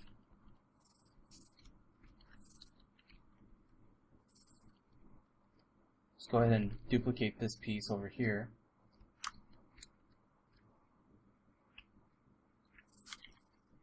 You know, I probably don't even need this thing. Let me just kind of delete it, see how it looks. It looks pretty good. It's just a little empty, I think. It might be interesting to add just some sort of element here. I don't know if I need to add a pillar or something. But let's try to see if there's something where we can give it a little bit more of that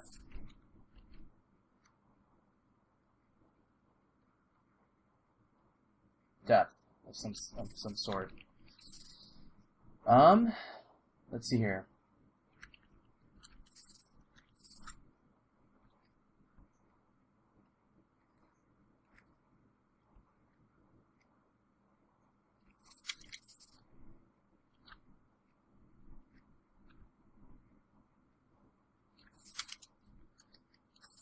Okay, I think I'm gonna try this out. I don't know how successful it's gonna be, but I know I want something on the right side.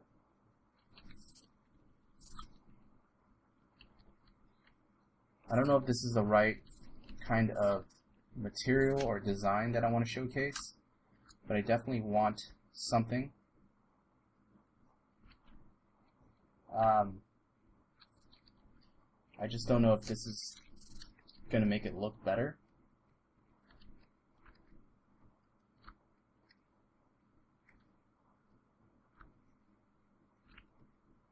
Maybe it's just a matter of getting some sort of large foregrounds.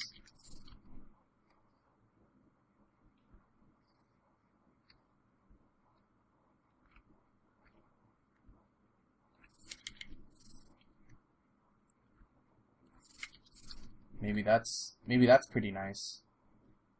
Just to kind of intersect and give it just a little bit of layering. Darken that down a little bit.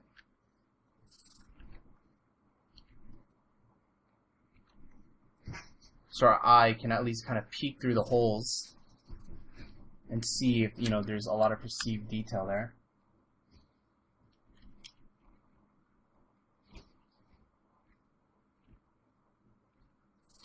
You know, this thing is actually neat. I really like the center area. I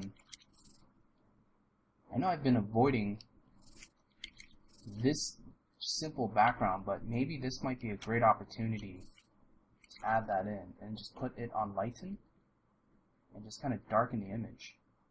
That way we get kind of this impression that there's some structure back there.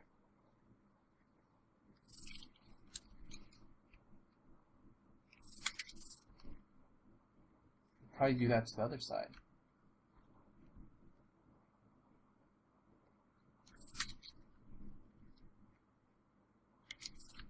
And that's one of the things about what I learned about really good paintings is, or to keep things painterly, is all about the impression that you can give it, right? If it can inspire you to kind of look at things and see, you know, some sort of interesting design or interesting visual, you know, without completely spelling it out. And that, I think that's what gives paintings a really interesting, a good feel, I guess. That's what I'm trying to say.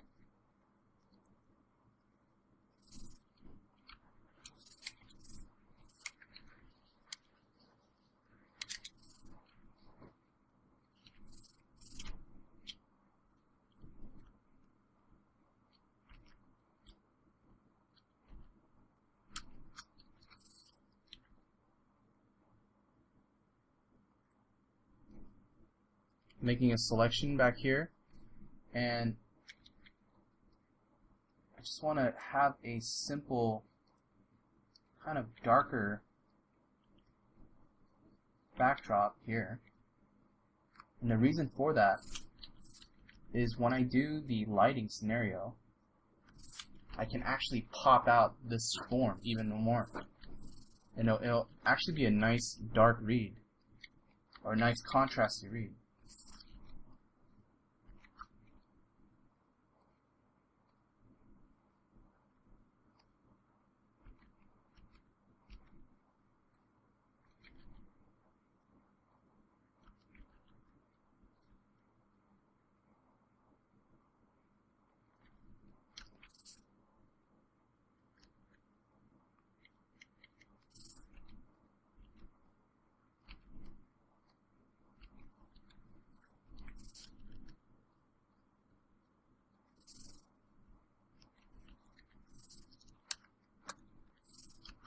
I think lighting wise, I might even darken down some of these elements.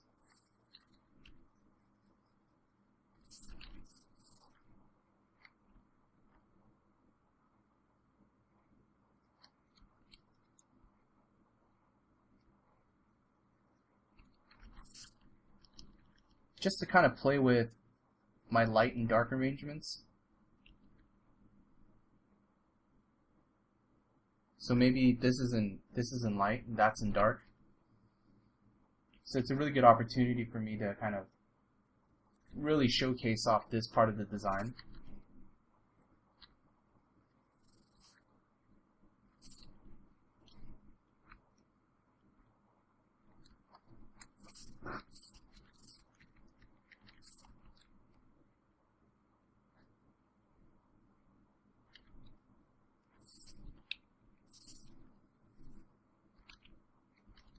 Probably going to use just some of this stuff here just to give it an extra lift of detail.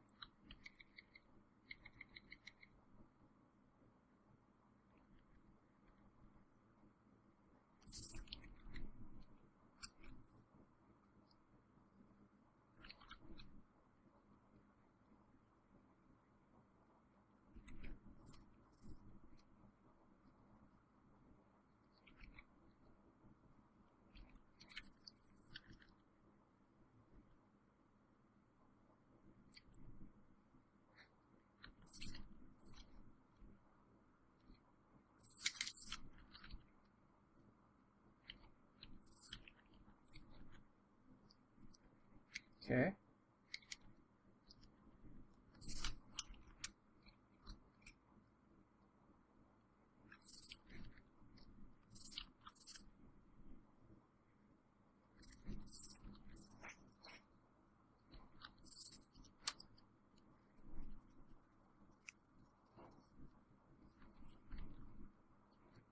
Let's see if I can actually pull some more light here.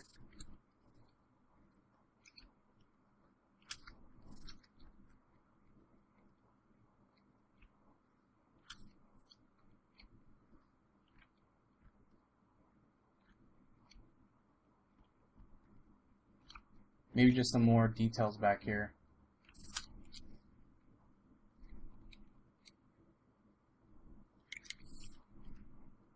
And already that's actually quite interesting, just the way it breaks up the patterns back there.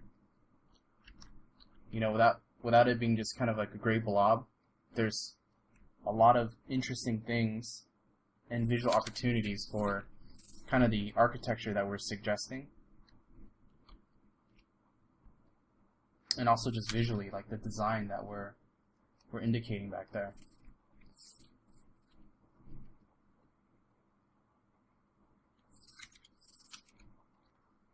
Maybe I want to use this as a motif.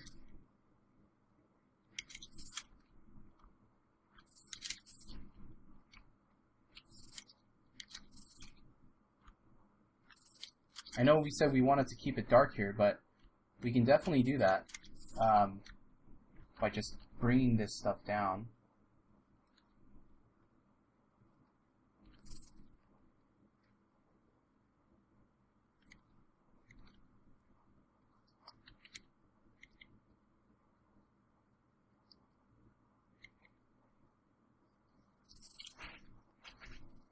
Just to kind of bring our eye back there.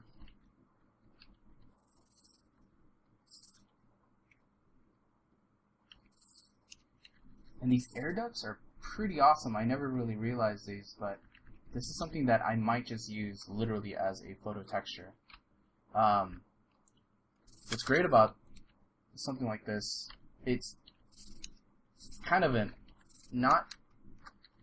want to say it's more like an afterthought, because I know that I wanted some sort of design here, but I just didn't know what kind of shape to put in. And what's great about painting this way, and I guess in this case, is that I can essentially find solutions by looking at my original photo reference and seeing if it can help improve my image. Since I had around 70% of it kind of figured out from my sketch, you know, from the actual photo lay-in to the sketch, I wasn't able to figure out the rest of the details. So this actually in turn kind of helps me to figure out, you know, what else I can actually add on.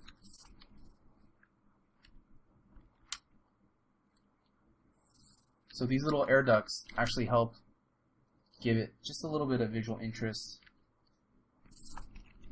on these corners here.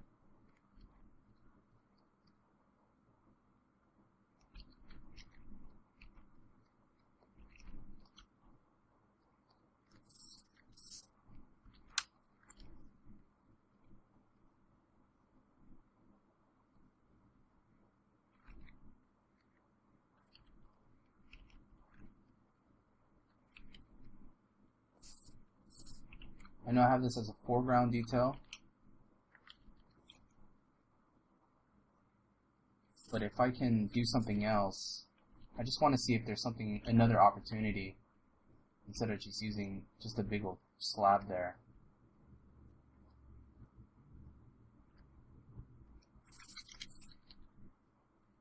We'll just use this slab.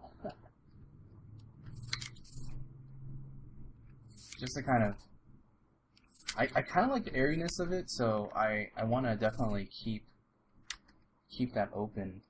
I'll probably just try to indicate this structure.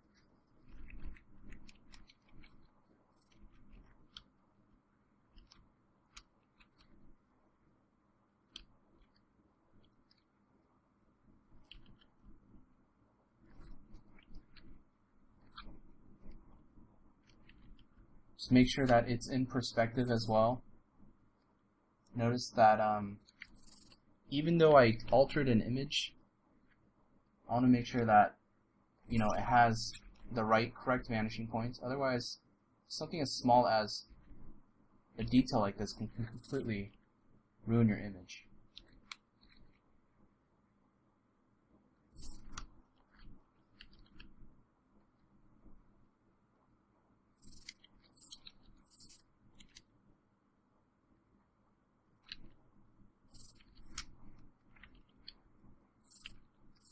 Obviously this ellipse, I don't want it to be in perspective, so I'm going to delete that out. Probably have something like that as an object. And maybe this as an object I can actually duplicate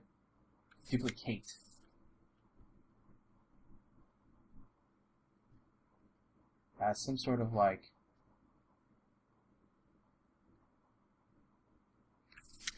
machinery or thing.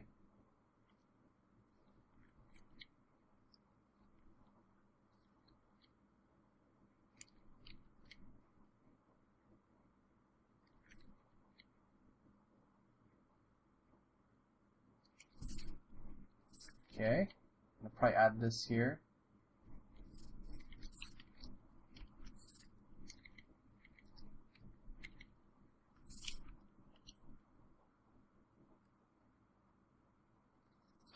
Add in that detail, see how it looks.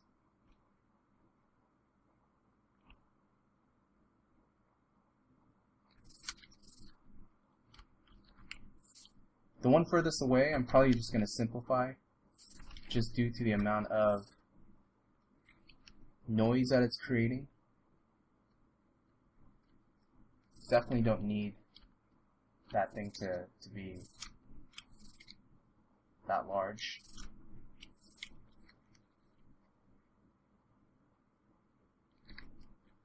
Kind of tint it a little bit bluer. And I'm probably going to leave this area open. I think I'm okay with it being, open and simple like that.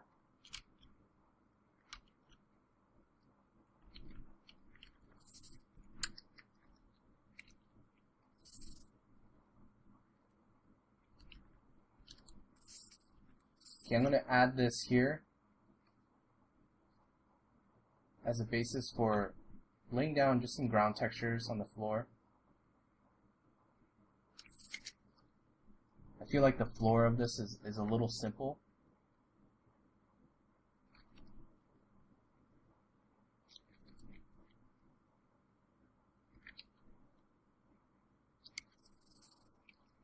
So I just want to add in just a simple ground here.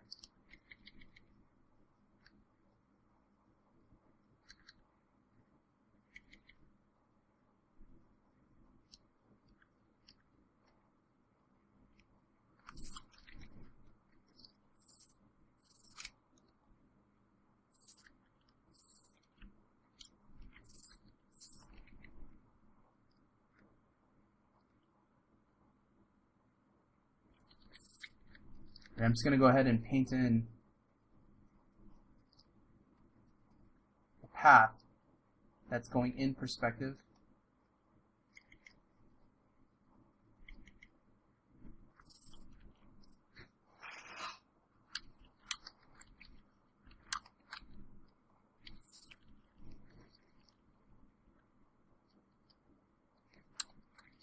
It might be cool to add a screen here.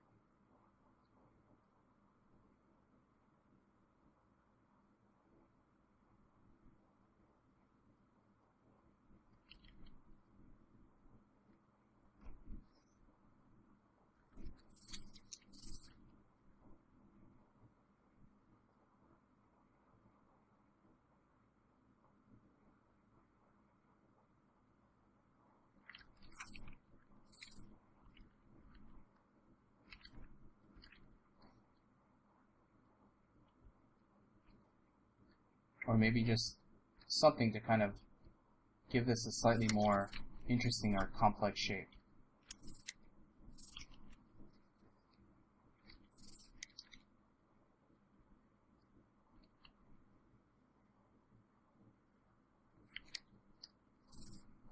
So at the next phase, you guys might be thinking, oh, You know, should we add characters? We can.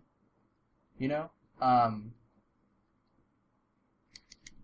think that's something that I'm gonna leave it up to you guys to try out. I think right now I have a lot of elements in here, so I definitely want to keep it a little bit more airy and open, so it doesn't get too overwhelmed by characters and more competing elements. Let's see here. Just go ahead and separate this piece.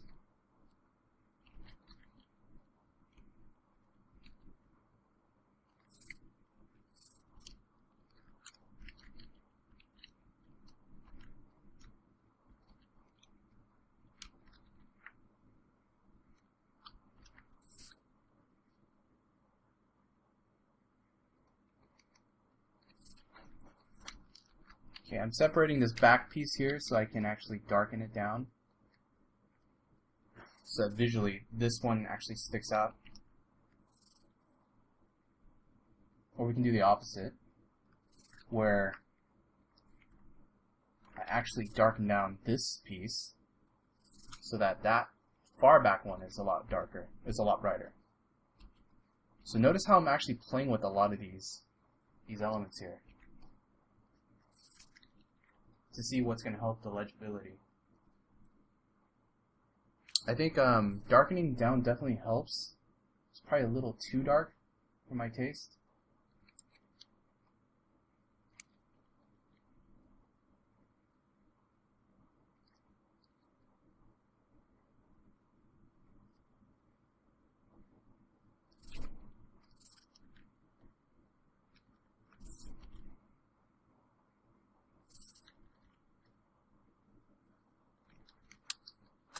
Keep it a little bit more airy.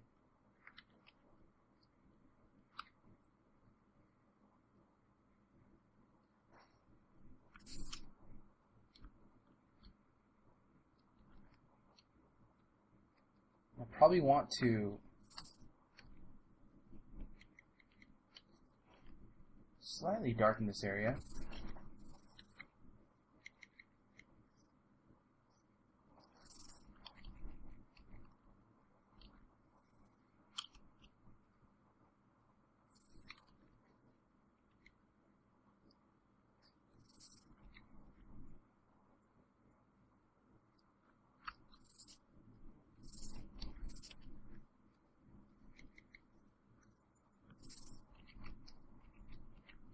I'm going to give it just a little bit of a little light source here, so I can pop it out.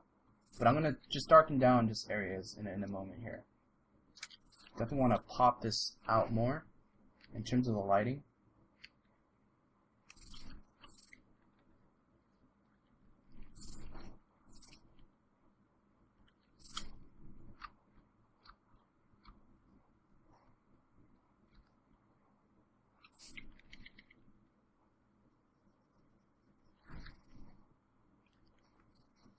Okay, notice when I pull back, this area on the right is getting really hard to read, mainly due to the fact that this image here, that this section of the design isn't as bright. So what I'm going to do is I'm going to lighten this up even more, kind of nuke it almost. Lighten it up. I'm going to put it on screen. And with this, I'm going to go ahead and make a mask, and I'm going to lighten up all the areas where light is hitting the top of this thing.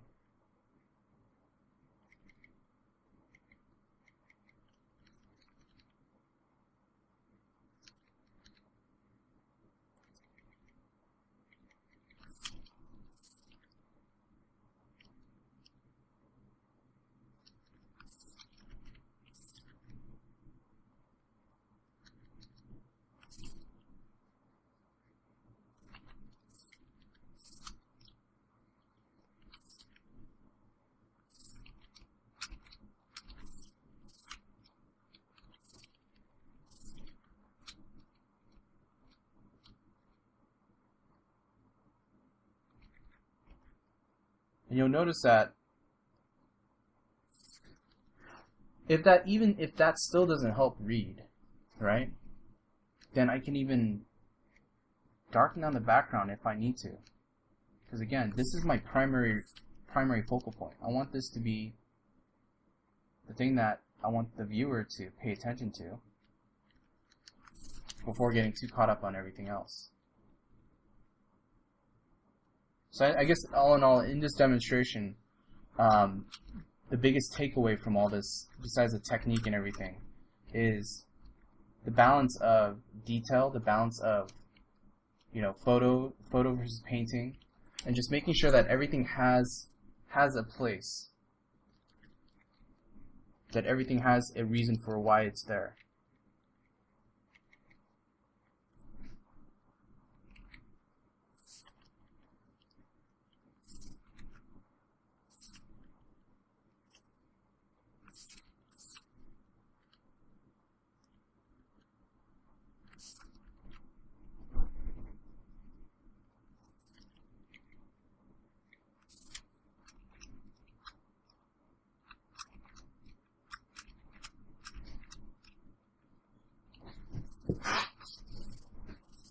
Okay, now this background here,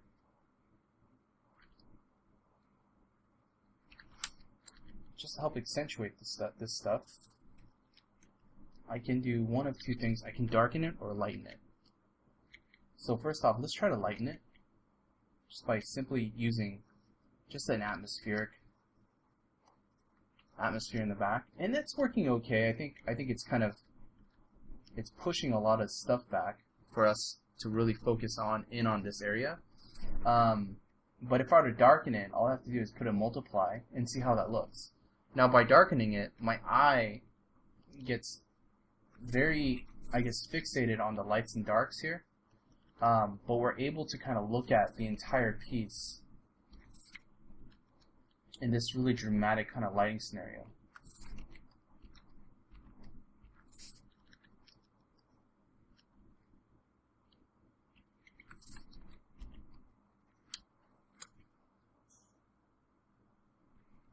And by just doing that, I'm able to get quite a bit of drama in this setting here.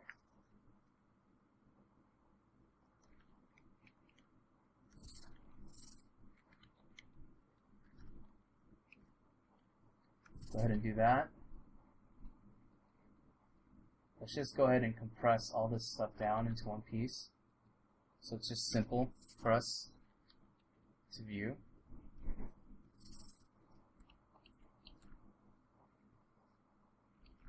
And I'm actually going to darken this down even more.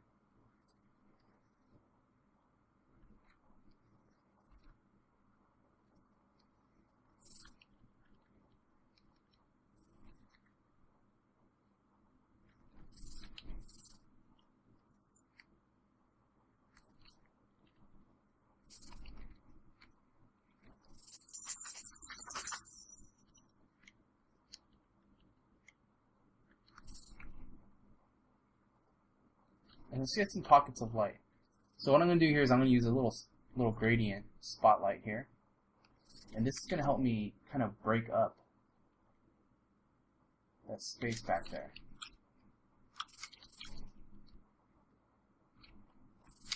To get just some pockets of light.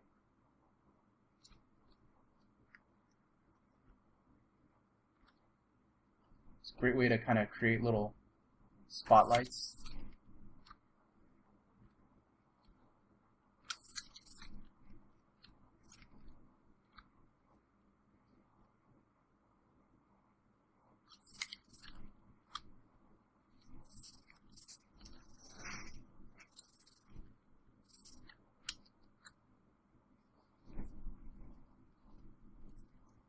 Okay.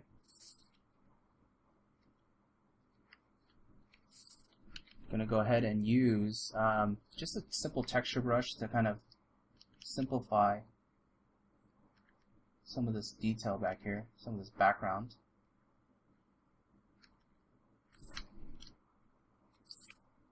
And I'm going to go back and forth with a texture brush and just a regular round brush.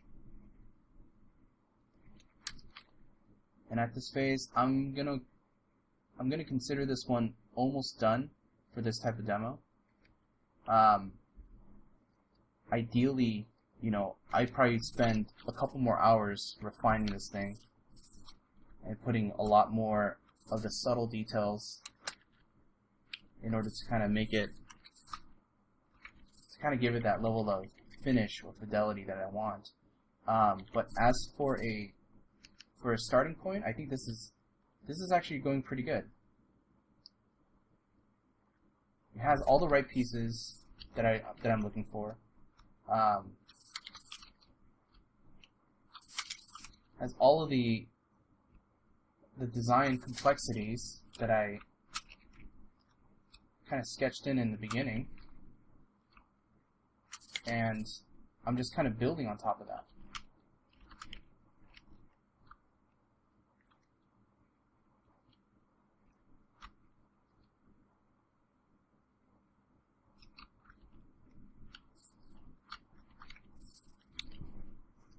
And that's what all this is about. So, let's just see here. It's always fun to have these little spheres, you know, because it always kind of gives it like this sci-fi, for me at least, it always gives me this like sci-fi kind of vibe, or this aesthetic, a simple sphere.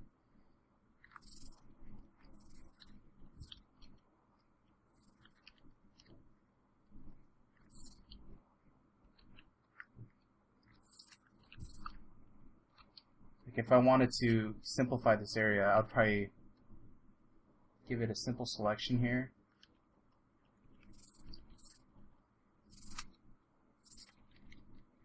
It's like, and it already kind of gives it this nice, interesting vacuum form kind of feel.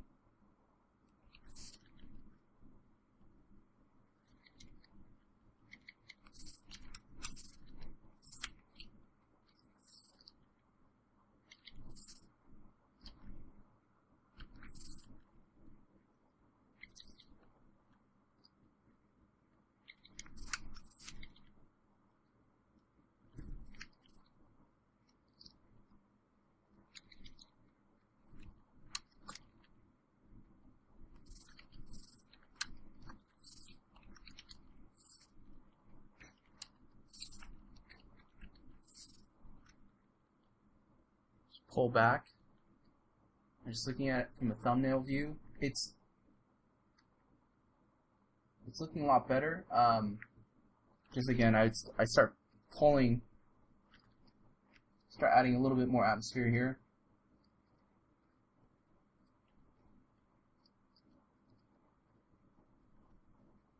Just to kind of really simplify this silhouette. I want this silhouette to read. And just by doing that, it helps simplify a lot of the information back here.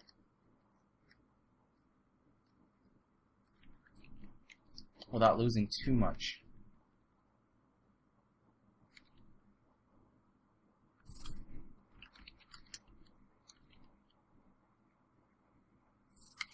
Flip it horizontally. See if there's anything else that I'm missing. I feel like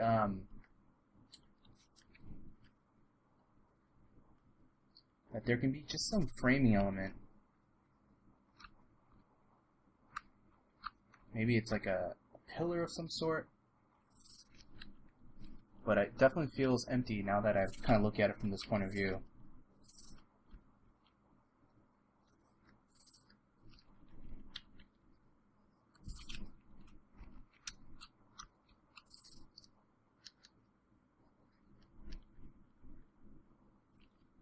So it's interesting, as you flip it, you know, you almost see your image in a completely different fashion. Because it might work in one direction, but as you flip it, you start to see a lot of the open gaps.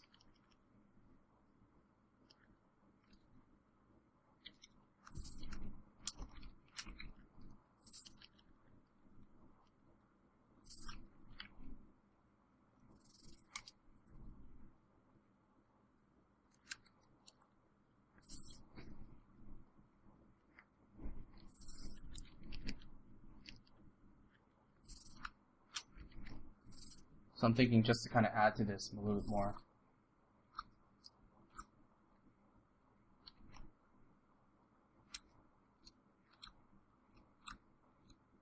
I'm pretty sure I have already a lot of stuff in here, but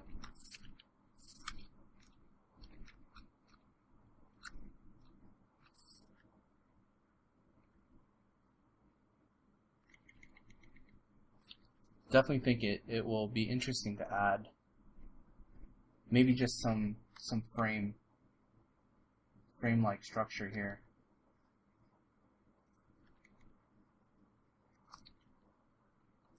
That's also catching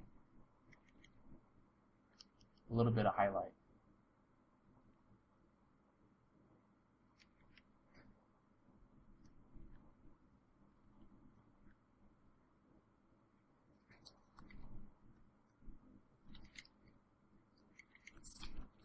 It's just a good excuse to add more stuff, you know?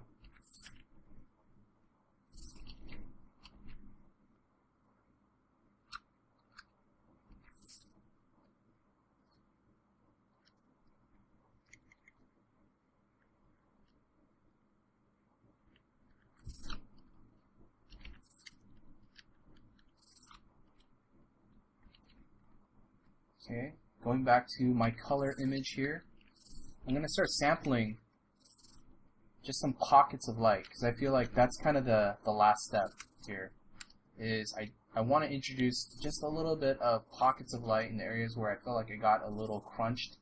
So I'm just going to add just some flavors of light detail in these areas, just to kind of bring it back to life again.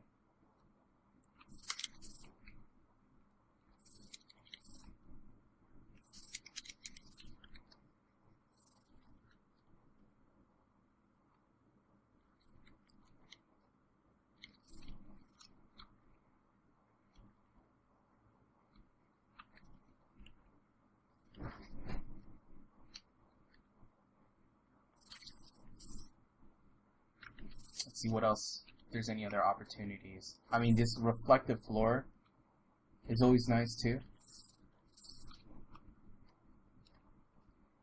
I think I've already probably used that here, but just to see if we can add it anywhere else.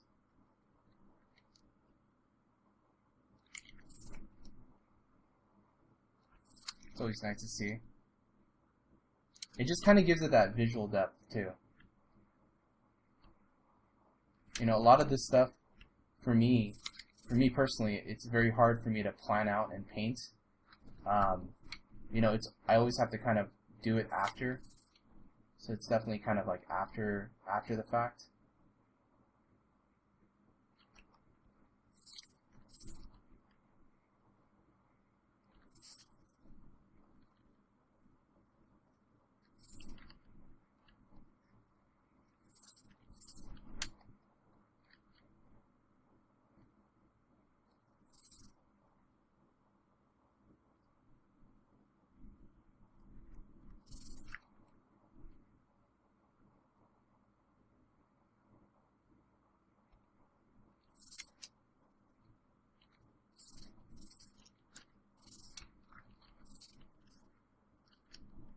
Go ahead and just kind of extend this a little bit.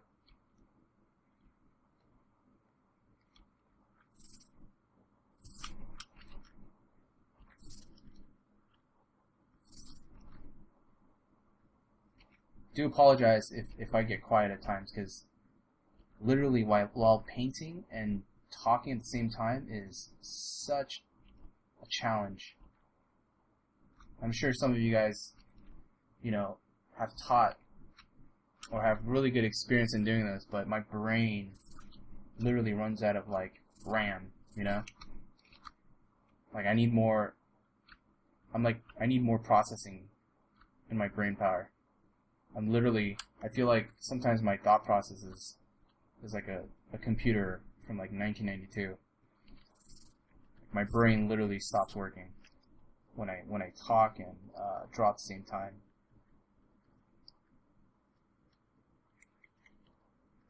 Okay. There's so many things I want to fix. Ah.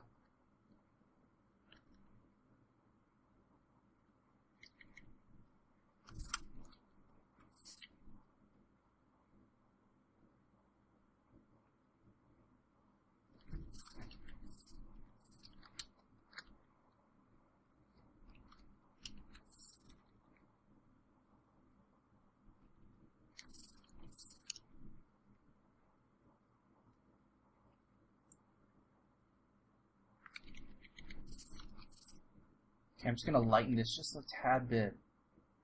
And the reason why I'm lightening this element is because I feel like the black levels are competing too much.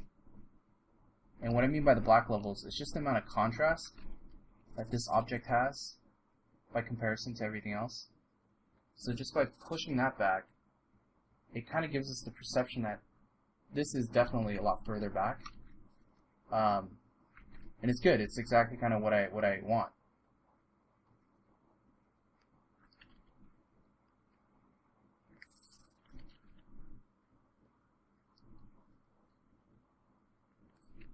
I'm just going to give this just a little bit of just atmosphere.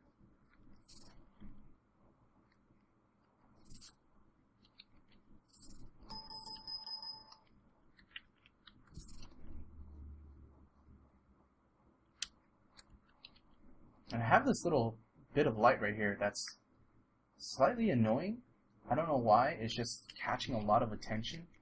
And I'm just going to go ahead and just kind of put in a soft gradient here, just to suggest that it's a shadow of some sort. It's just really strong.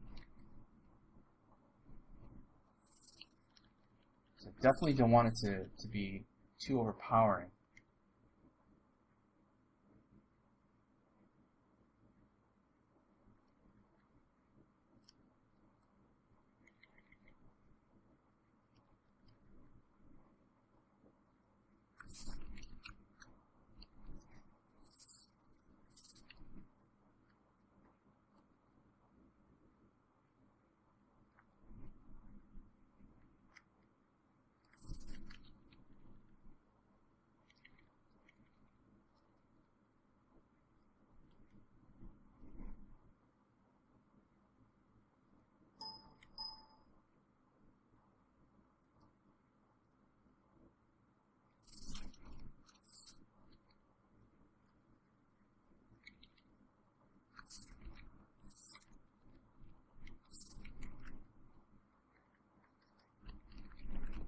Just going to add just a little bit more of this color dodge flavor.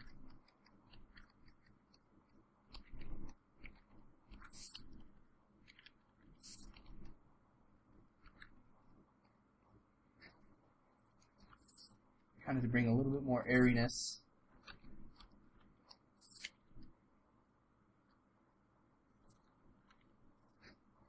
Darken that down, see how it looks. It's probably a little too contrasty.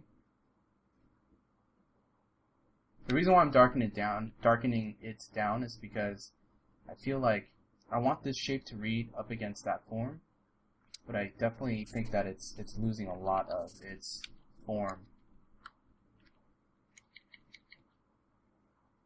So I'm just going to indicate just a little bit. So again, at this phase, lots of back and forth.